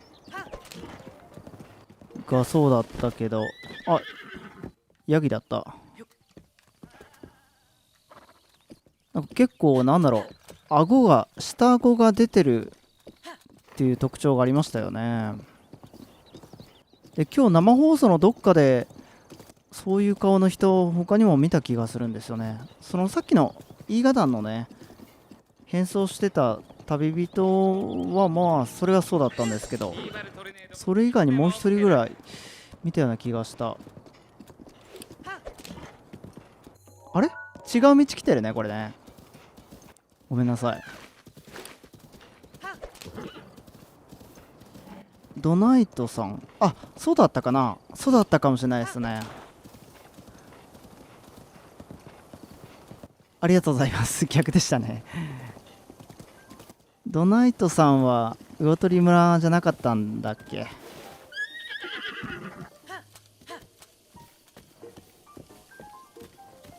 ここを、じゃあこっちでよかったんだ。もみじまんじゅうさん、こんばんは。もうすぐ終わるところですが、はい、申し訳ないですね。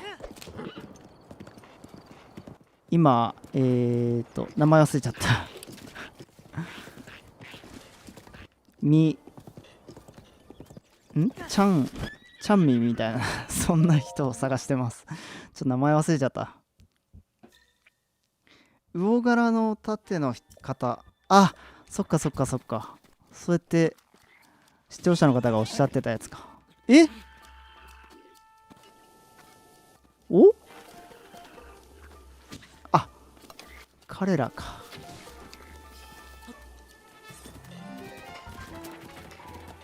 逃げろ。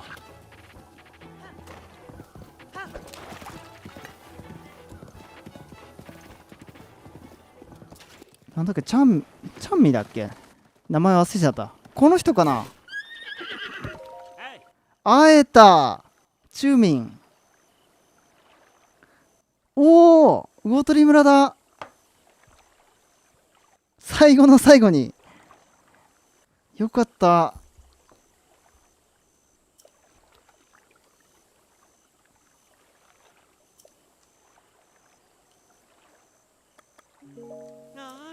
ちょっと明日ね、明日の放送でこの今日見つけた人たちに関しても、なんか服の特徴とか、なんか細かい装飾で、なんか細かい何か法則とか違いとかがあったらって思うので、ちょっと総括して最後見ていきましょうね。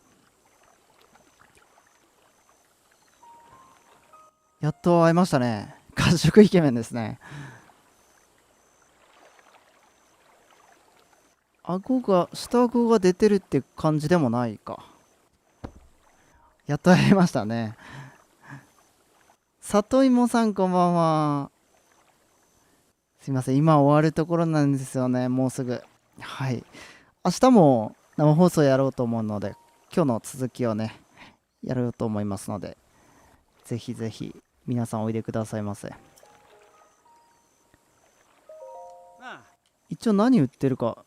あー、魚取村で取れたっていうやつかな。はい。じゃあ、印して、東南アジアの俳優にいそう。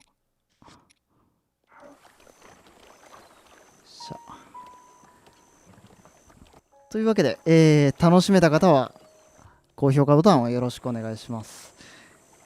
魚取村の人って褐色の方ばっかりですが、色白の人っているんでしょうか。色白の人か。ああ、ちょっとそれ頭入れときましょうね。確かに。あと、その話で思い出したんですけど、ゲルドの町の、ね、名前なんだったっけあの人。恋愛教室の、あの人、先生みたいな人。あの人もそうでしたね。ワーシャみたいな、そんな名前だったっけ。はっきり思い出せないですけど、その人もちょっと色が肌色に近かったですよね。何の表現なのかな。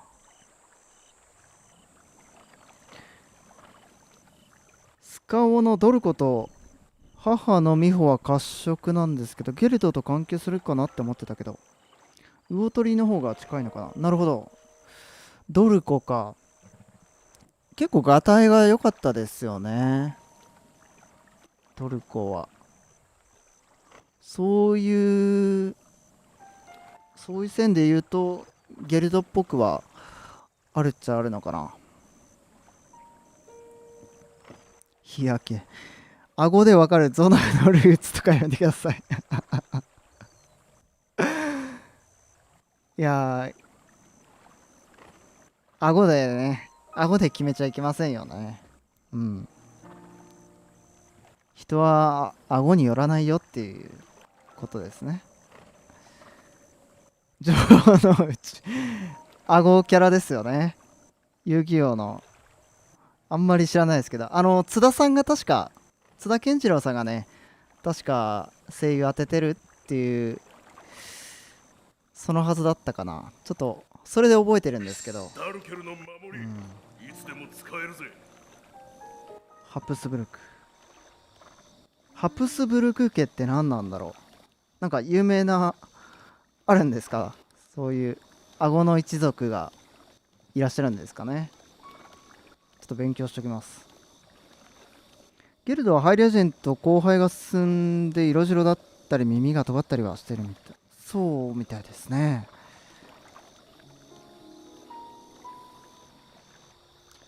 顎に特徴がある人が魚取村の人であるなら城之内はそういうことかそっから派生したんだ。あ、なんかあるんです、次回城之内。あ、そういう次回予告のなんかセリフがあるのかな。津田健は海馬瀬と、あ、それ違う人なんですねごめんなさい、僕知らないんですよ、遊戯王。海馬瀬となんだ。なんかでも髪型似てないですか。城之内っていう人が確か金髪だったかな。で海馬っていう人が茶髪だったのかな。でも髪型がほとんど一緒のような記憶がありますけどすみません、遊戯王好きな方がいらっしゃったら本当すみません。ハプスブルクと入れるだけで予測変換に顎が本当ですかそれぐらいなんか特徴的なんだ。顎で知られてる一族なんだ。うん、身内で荒廃しまくって、レッセディン氏が特化して顎出る一族が確か。そうなんだ。ありがとうございます。明日楽しみです。ありがとうございます。ハプスブルク家の顎。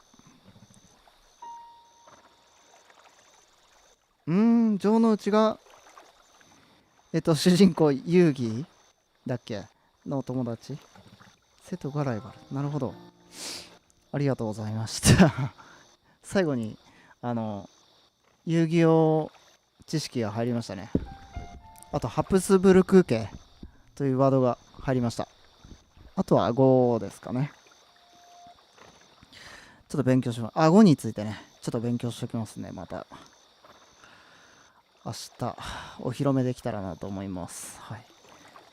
というわけで、今日はありがとうございました。また明日、9時過ぎ、同じ時間から始めて、ちょっとできたらね、長めにやりたいなとは思っています。はい。ありがとうございました。ゲルドキャニオン馬宿にゴマナっていう色黒の人がいるので次回ありがとうございました。はい、情報ありがとうございます。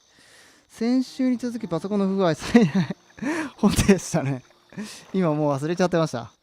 はい、ありがとうございました。というわけでまた明日お知らせしますのでよろしくお願いします。お付き合いいただける方は。はい、失礼します。おやすみなさい。キーボードはい、ちょっと直しておきますね。はい、失礼します。おやすみなさい。